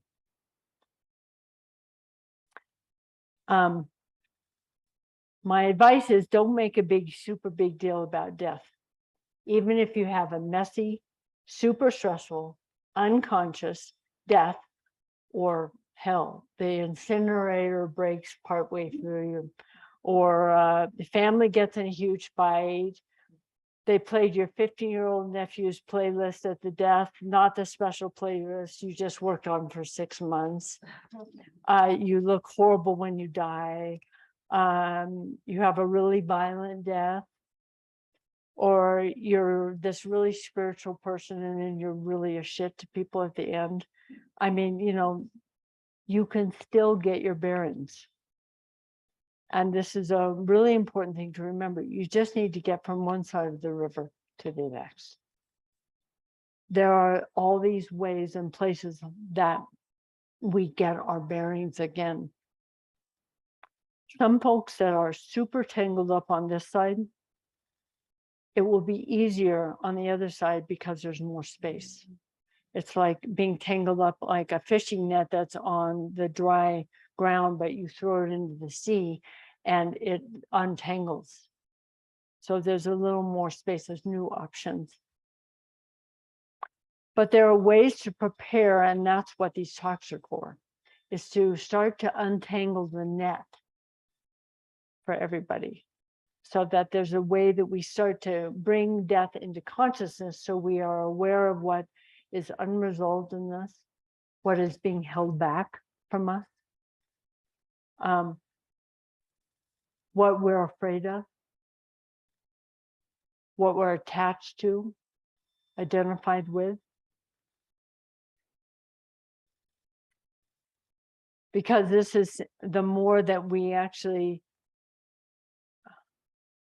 make space for the natural process of existence. There's a deep sense of relaxation. We let our curiosity come. As humans, we are by nature, incredibly curious. This is a place where we go, not there, not about death. So as Rumi says, if you move toward the fire, you will get the garden.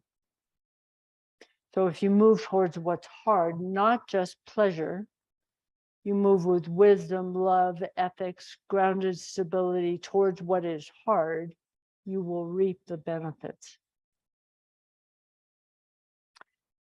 There's a Zen master who's dying, and a student comes and sits in front of him, and he says to the master, "I'm really going to miss you."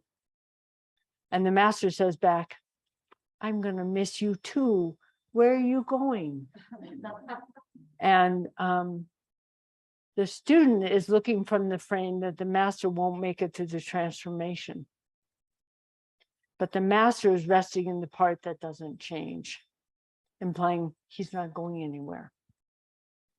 The 16th Karmapa said when he was being asked about death on his deathbed, he said, "Nothing happens."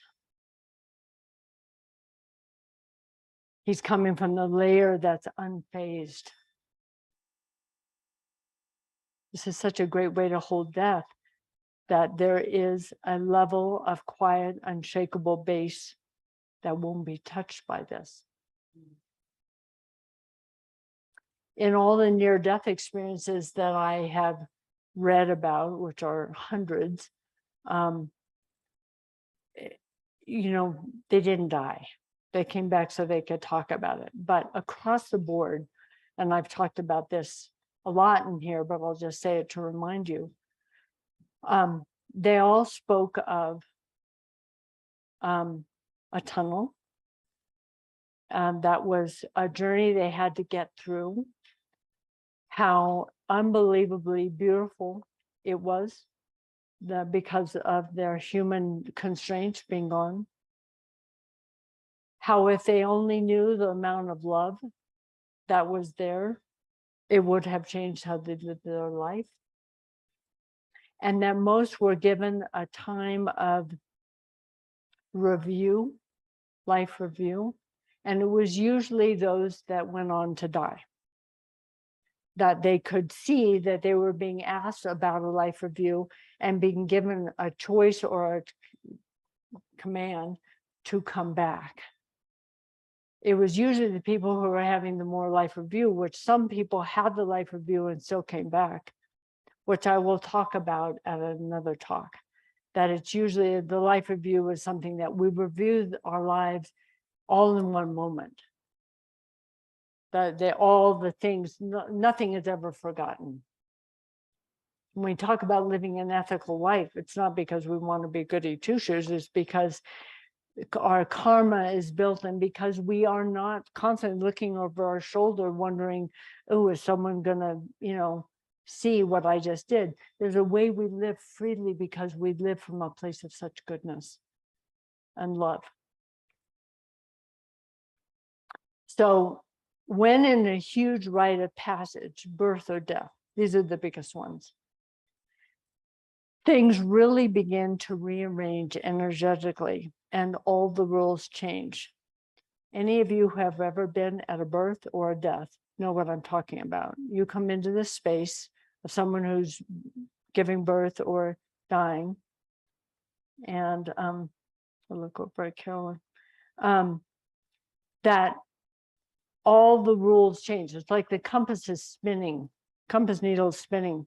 Everything that what you worked for you as an ally before isn't working now, because when it's between the worlds and there's a huge transition happening, the rules are different. So we have to meet that situation, both if it's us that's dying or we're with someone else, that we have to just be present to what's happening, because the rules are different. Very intense time. So we have to remember that death is not only of the death of the body, but the psychic structures of the identity, of the ego, what is stable or that is moving from what is stable to seemingly unstable. Huge transition. So during that in-between time, when things are kind of mush at this point, the body's dying. I'm going to speak from my own experience because this is what I am deeply trained and training in, is in that moment, how do I stay connected to the deep, stable, ancient part of myself that is unaffected? That is because it will get a little tossy-turvy in there. It might get very tossy-turvy if you haven't done what we're doing right now. So when we talk about the bardo, that the bardo is that in-between time. Oh, there's so much I want to say that I'll say in the next talk about what actually happens after death, because it's fascinating. And this comes from, so the Buddhist masters have the ability to look at what's called the fourth time. The fourth time is when past, present, and future is happening all at the same time, and they're able to witness that. I've seen really mind-blowing things when a master is able to see that. But that bardo was also talked about in near-death experiences. So we're getting this from all different directions. That there also often is a guide that comes to us in the bardo. And there's some just phenomenal stories about people who have been offered a guide that next time I'll speak to a bit. But the more that we can drop into that stability of ourselves and know that this is just, and this is so much about life. The more we know what's coming, we know the map, which is the same as about life. If we know the map of how the egoic mind works, we're not surprised by it when it happens. It's just what happens.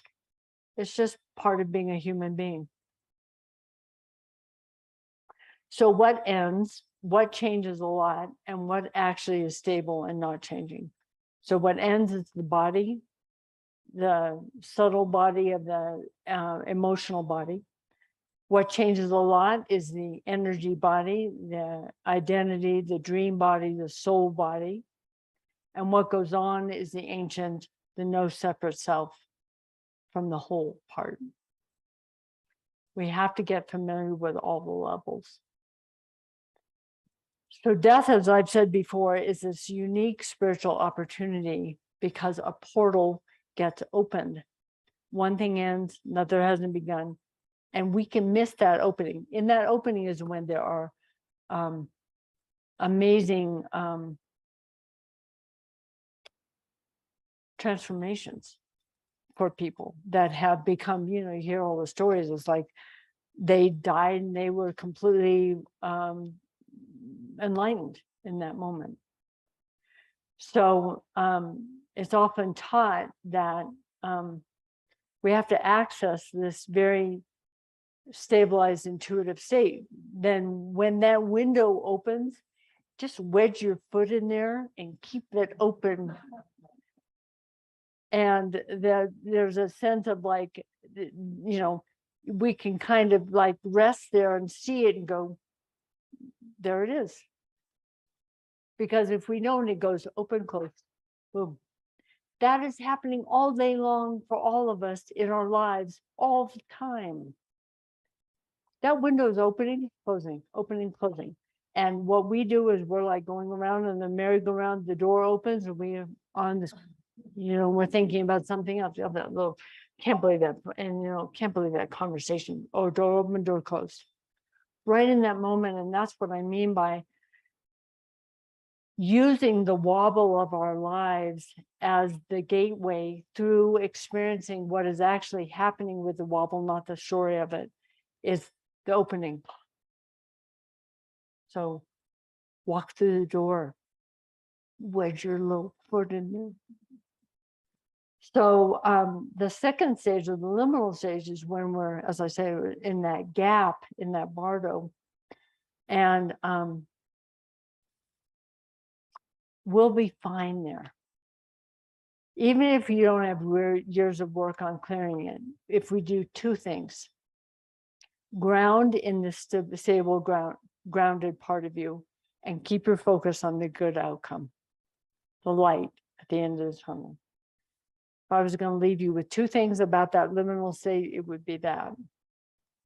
Be okay in the not knowing, because there's going to be a big pull to return to known patterns in your psyche, or in your mental state, the known patterns that are often neurotic. There will be a pull to go back to that. Stay in the not knowing with your eye on where you're heading.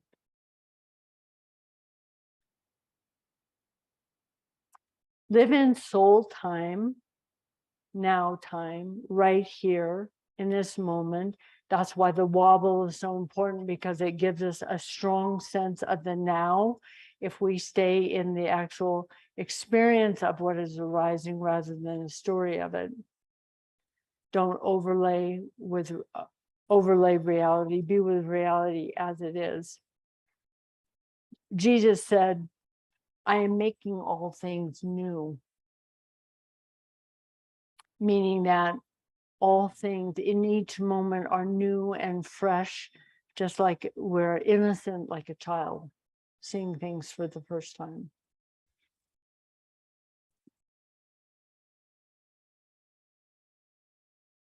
So let's just take a moment and just close your eyes and feel the layers in yourself. From you might have a very busy human mind right now, or it might be quite settled. All the way down to that, like at the bottom of the ocean, that quiet, the place that is undaunted, unchanged by birth and death. It is timeless.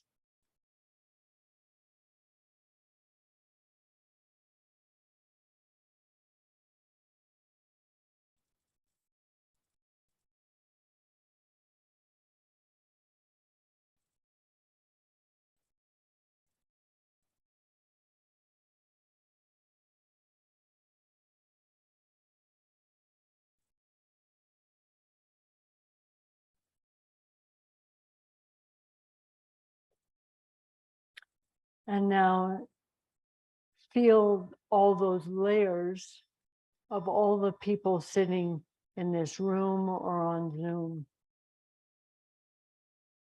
sensing that we all have this multidimensional, we have our humanness, but we all have this timeless, ancient, deep quietness of us also.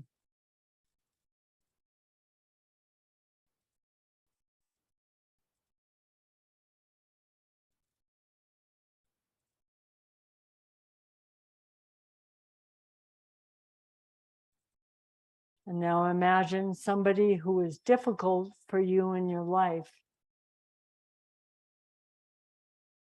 and see all of their layers also.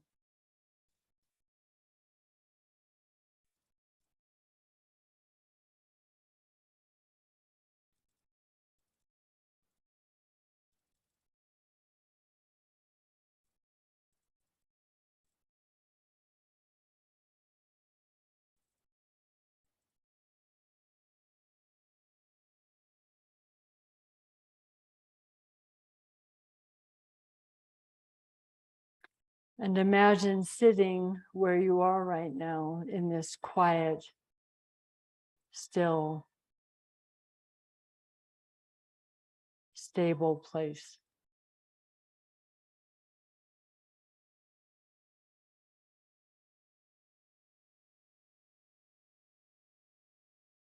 And imagine as if there was a circle being drawn. If you were to put your hand out in front of you, you don't need to, but you can imagine a circle being drawn around you, to the side, behind you on this horizontal plane. A birth and death, birth and death, birth and death.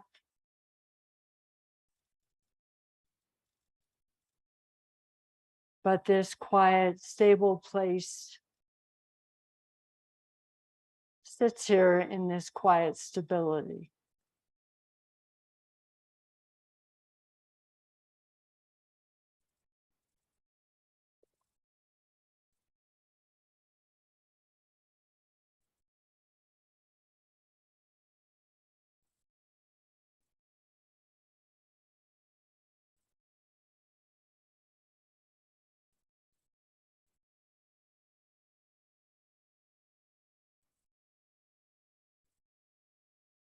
Okay.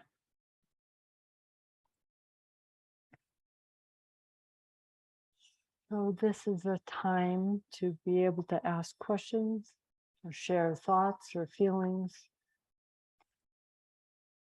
That was a lot, and I could spend years.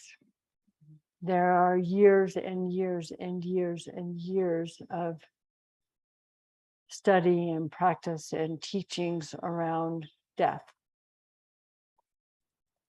So I'm trying to make this accessible and something that you can sink your teeth into and take home. And so this is a time to share or to ask questions.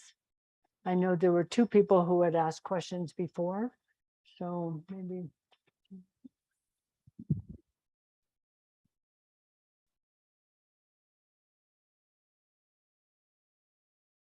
This is from Jeffrey in Vermont. Could you say some more about what you are learning for yourself about the pitfalls and beauties of control as you roll along with all of this? And what, if anything, is Bodhi teaching you about that territory, or are you him? Sending love. Thanks, Jeffrey.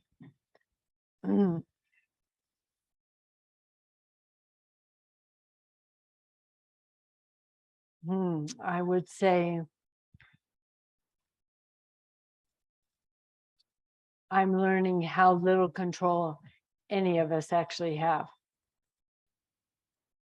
And in that is the gift of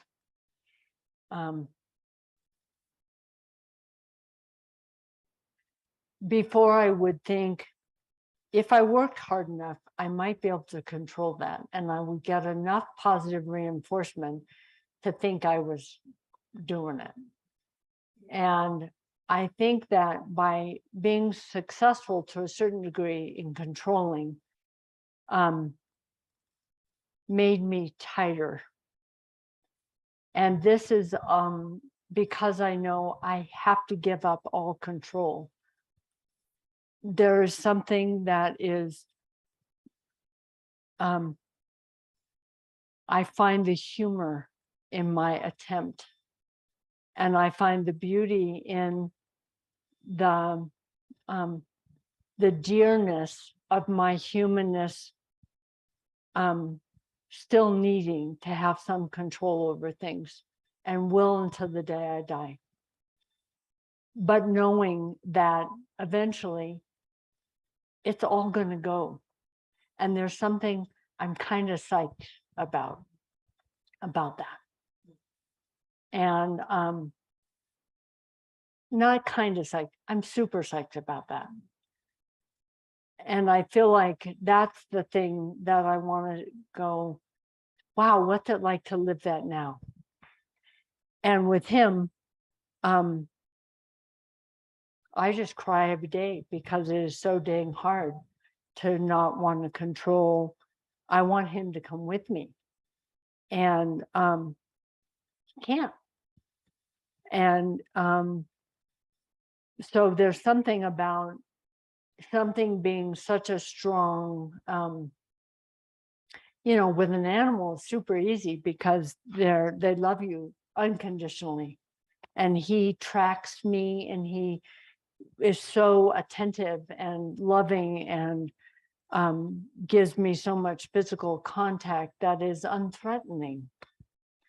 So my attachment can all go to him, as it goes to the natural world, as it sometimes goes to the desire for non-attachment. Funny how we work. But there's something about having this that is so bone-crushingly in my face that is demanding of me to face this now, because I think in the moment of death, it could make me stuck. And I want that channel open. I don't know if that helps, but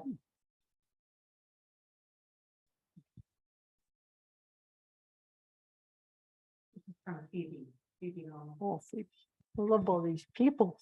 When do you decide to be with the not okayness versus using it as a signal that something needs to change? Great question.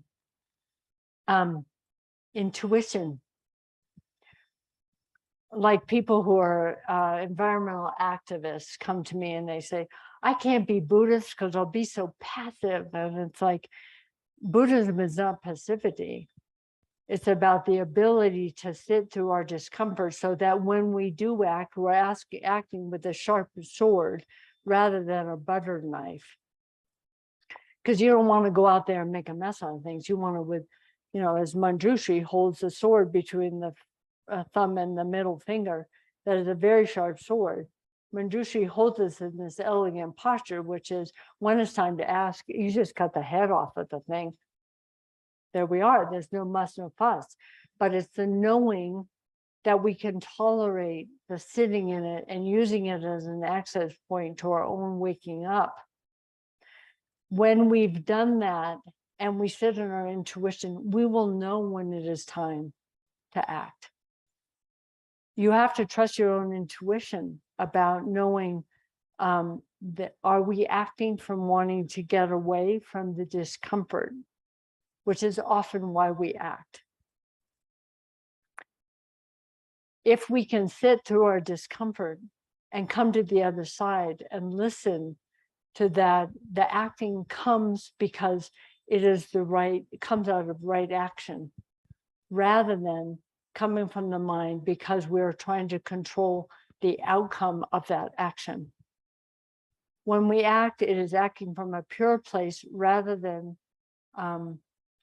trying to find comfort in an action that we don't know. We have to be non-attached to the outcome of that action. We act because it is the right thing. It is a needed thing. But we have to first be able to learn, can we tolerate the discomfort that is being created from it? Does that help? Anything else? This is from Paya. My pie. Can you say anything more about what people who have had near-death experience have said about how they would live their life differently if they had been aware of the large amount of love that was on the other side? Mm-hmm. Almost across the board, people who came back, and some of these people who wrote, there's some very good books that are out there. I don't think they're greatly written, but they're very good books about, one is by a neuroscientist who wrote about his experience and who was very much not a spiritual person. And he, along with pretty much all the other ones that I've read and all the accounts in the book, talk about the amount of love that is there. And I talked about this in what I was experiencing from the medicine journeys, that it's not attached love or romantic love. It is a love that is what generates existence. And it's a love that the realization that everything is, in essence, it is love. And that if we actually knew that in our in our living state, we would live it in such a way of knowing the support. I think primarily is to know how supported we are by that love. From my own experience of my own depth of practice, but also in the medicine work that I've been doing in preparation for this,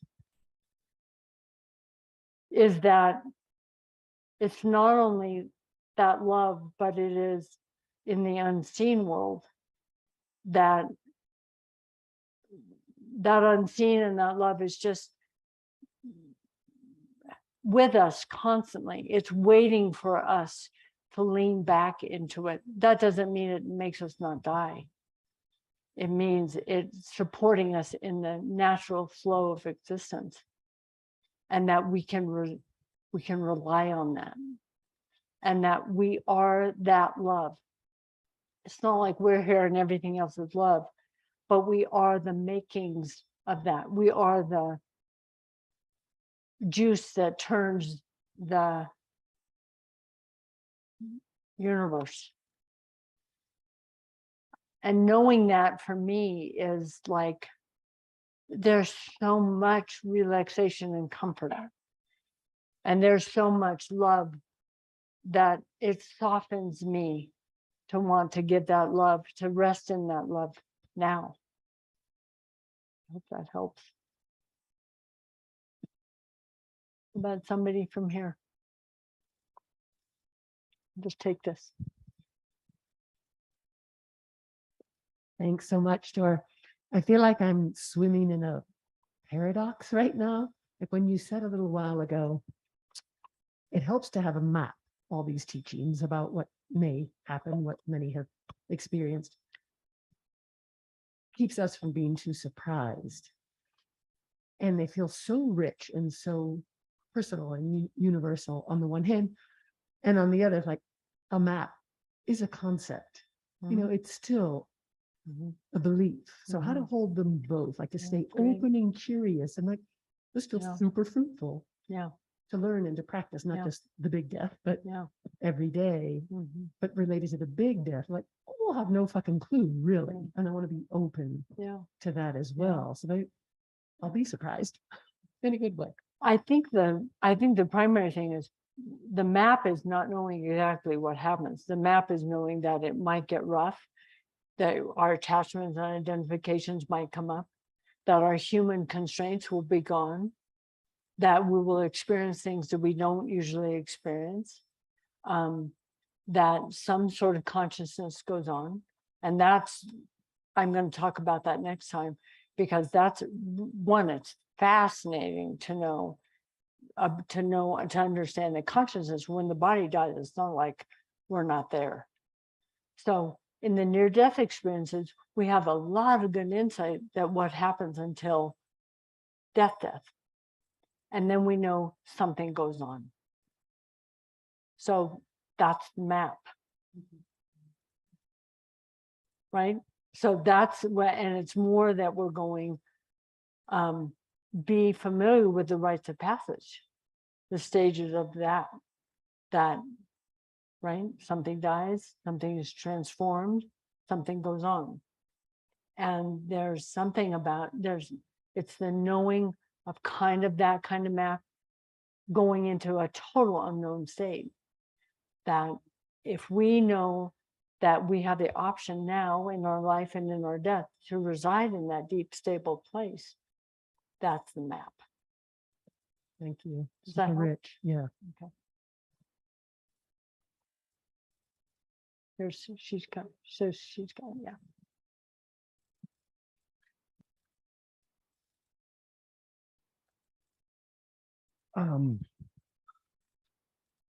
It's more just wanting to share something so sweet and so profound happened yesterday with my 5-year-old Forrest, who just turned 5. And twice during the day, he said, we were paddleboarding on Gross over there. So he was in the front of my board and we had long conversations and slow and silence, and it was great. And kind of out of nowhere, twice he said, and then I'll stop moving, and then I'll die, and then I'll turn into someone else. Exactly those words, turn into. Wow. And I asked him, have you talked about that? Is that, and this is in the place of the confusion for me about the map. And I appreciated the way you began saying, like, I don't know. And yet I've spent a life studying and learning and have beliefs and a framework this is coming from. And for me, it's like, I really don't know. Yeah. Even more. And it was so extraordinary to hear this little kid sort of just naming, channeling, I don't know. Right on. Something that was just like, yeah, this is the way it is. Great. And I just Awesome. wanted to share it with you. Yeah. So I knew I would. Trust that. Yeah. Wise little one that he is. Awesome. Yeah. Thank you. We got somebody over here. And while it's going over there, I'll just say,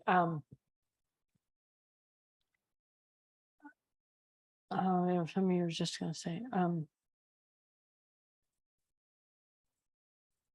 you go out in the natural world, a tree falls, it starts to deteriorate, right? And then the mushrooms and the ferns and the whatever are growing out of it.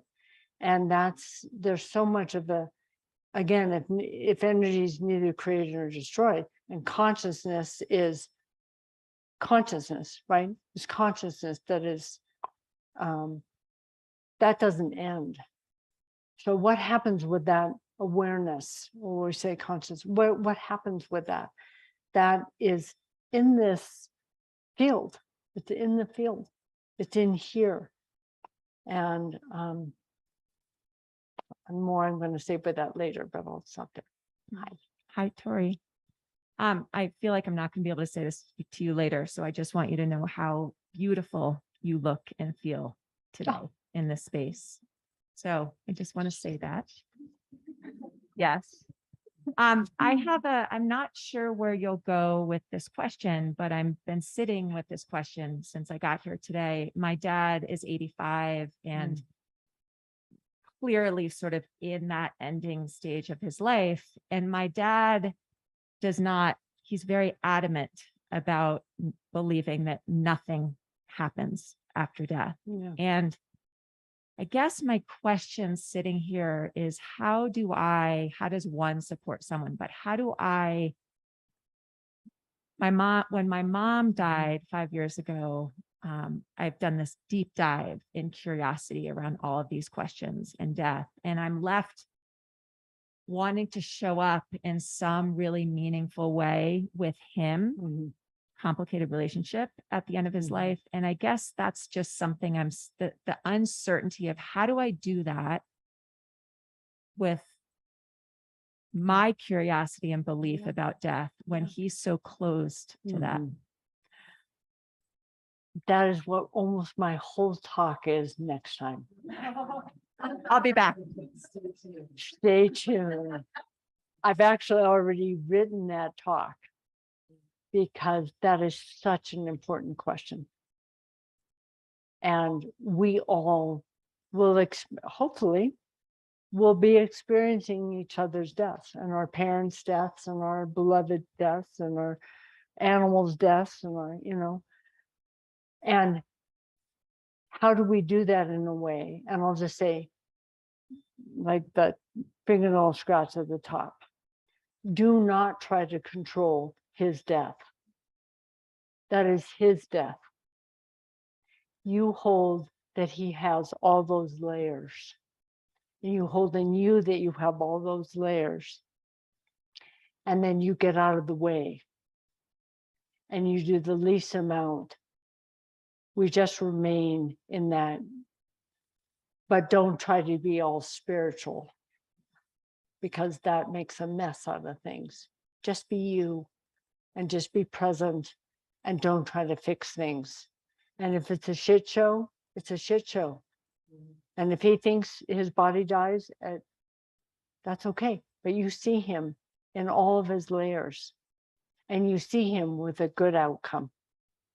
Whatever that is, just keep visualizing ease and freedom and space.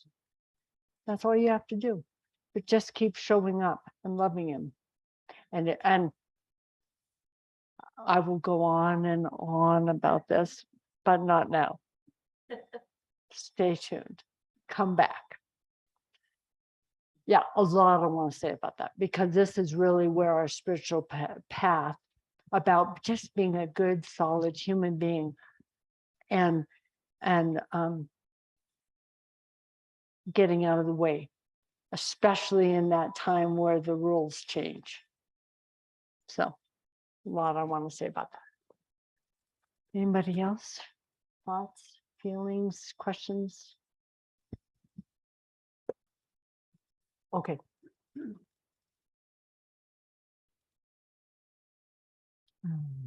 This is from Hal. I'm 56 and living with severe chronic illness. I am bedridden and in a great deal of discomfort. I have the tools, the resources, and the will to live today, but I regularly question that. I regularly am longing for some escape from this reality. I'm not suicidal. Do you see choosing death as an option in some cases of suffering? Oh. Blessings, Hal.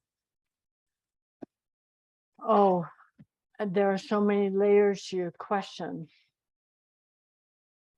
And first, I just want to say, I have great compassion for your suffering. And of course, you would want some freedom from that discomfort.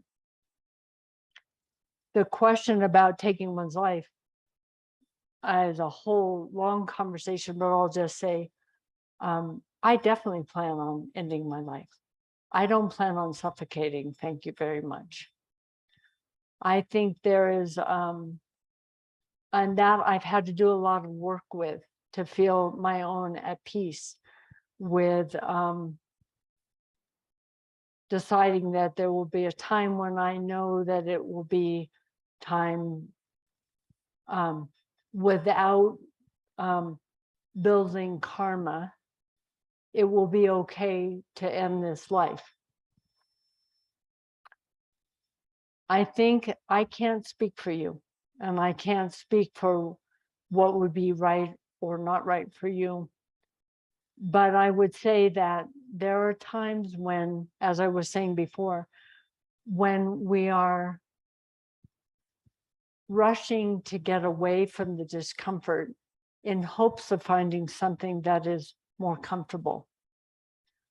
I think there is a chance that we bring that karma with us and may have to keep doing that. I'm not saying, I have no judgment about suicide.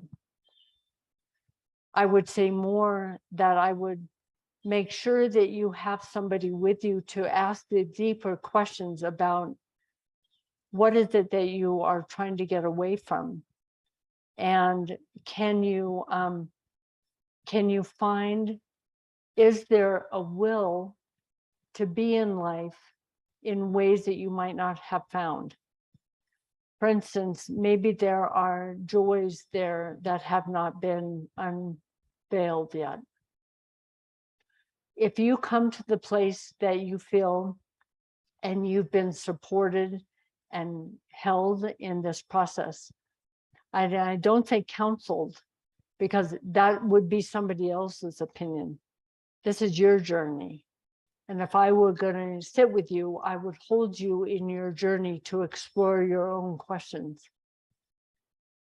But I would say that when and if that time comes, that it's done from a place like my decision is that I will not leave as long as I am of benefit and as long as I am still waking up. And I know inside myself, without a shadow of a doubt, I will know when it's time to go. So I'd ask of you to just see what it's like to sit in those questions. If you want to write me, I would be happy to engage to a small amount, just because my energy is so low, to hear your questions. But there's much more I can say about that. I hope that helps. Do not have judgment, though, on that. As a bodhisattva, we've committed to easing all suffering in all beings, and that includes you. So just the only thing I would say is to be conscious of, if you're trying to run from something, that might just be that you're bringing it with you.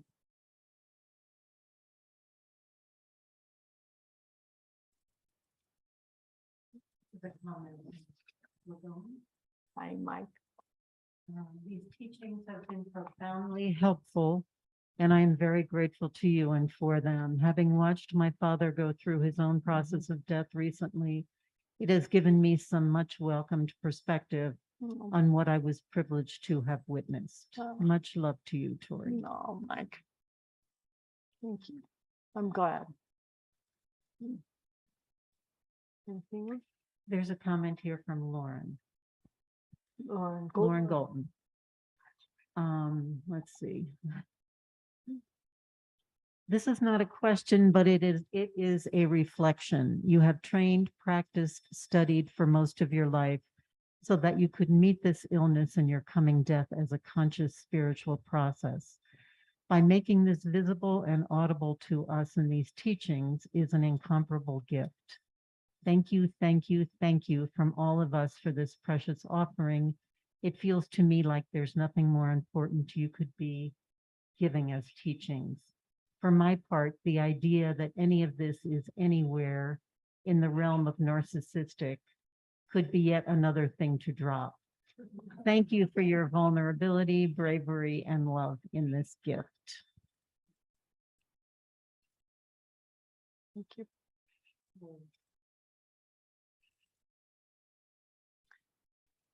I think I'll stop there. It's time, and I can't believe I got this far with still being able to talk.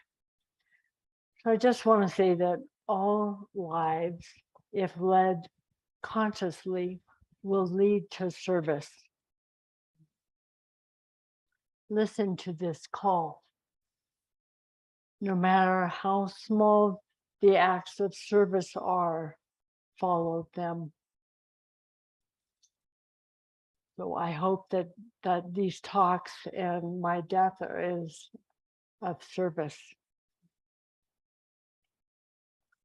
So I'm just going to offer a prayer, and then we'll dedicate the merit.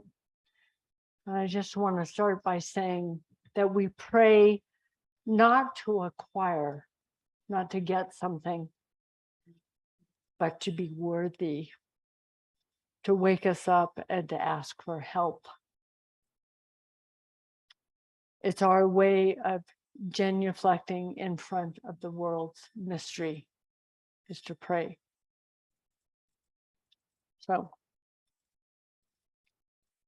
my prayer is that may my heart and all of our hearts be opened and softened. May I remember that there is something so much greater than my mind. And may I rest in this most deep and ancient part of myself. May I be kind, and may I be stable. May I never forget the suffering of the rest of the world. We dedicate this sitting and this time together and our love for one another to the benefit of all beings who we are so intimately and so inseparably connected to. Blessings, everyone.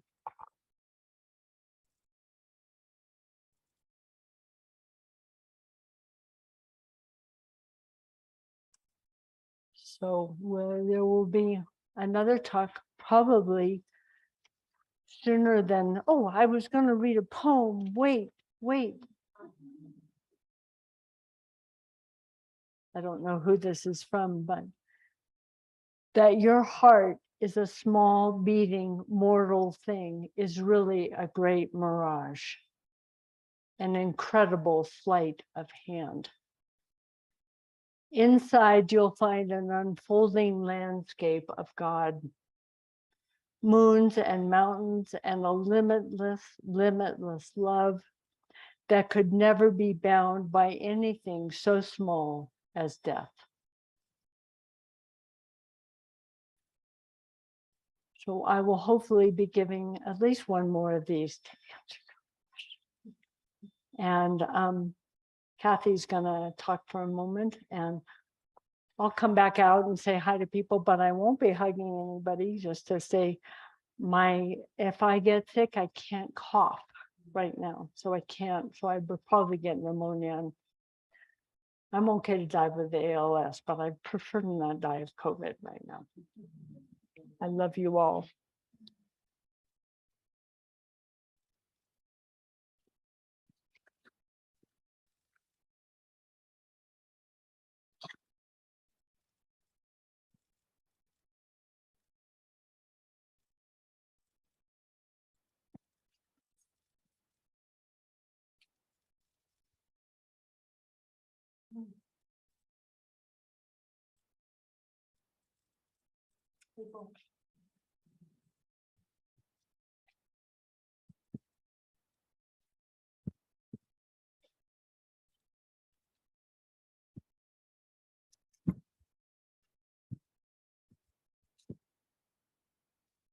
Have some stamps and braces of the time I live, but you want to a whole lot of shit.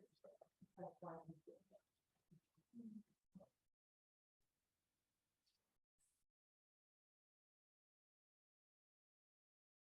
I just want to say a little bit about Donna, which most of you have heard me talk about before, and if not, it's something that most of you are familiar with, but in this tradition, students usually offer Donna a donation either before or after a talk for the teachings that are given in order to support the teacher to continue offering the gift of these teachings, which are priceless. The Donna that you give to Tori today and for these other talks or any of the talks that you attend is help support her life right now. And she is offering her life and giving her life to us right now. This is her work, and your Donna pays for her, helps to support her services or buy food, the people she needs right now to help her. She gives to us, and so the Donna is our way of giving back to her in thanks for what she does. Yeah, give what you can. Give from your heart.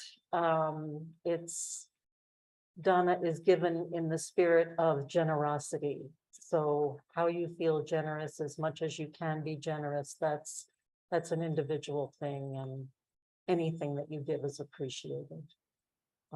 Thank you for coming. You're all on my list now, so you'll all probably get multiple emails from me in the future. When and if there is another talk, I would imagine there will be. I think she'll just keep going until she can't. So thanks for coming. And, yeah. I will be here if you have donations that you want to give me. Cash is preferred, but there's also the Tori's GoFundMe site, which you can also give on that. Thank you. Thank you.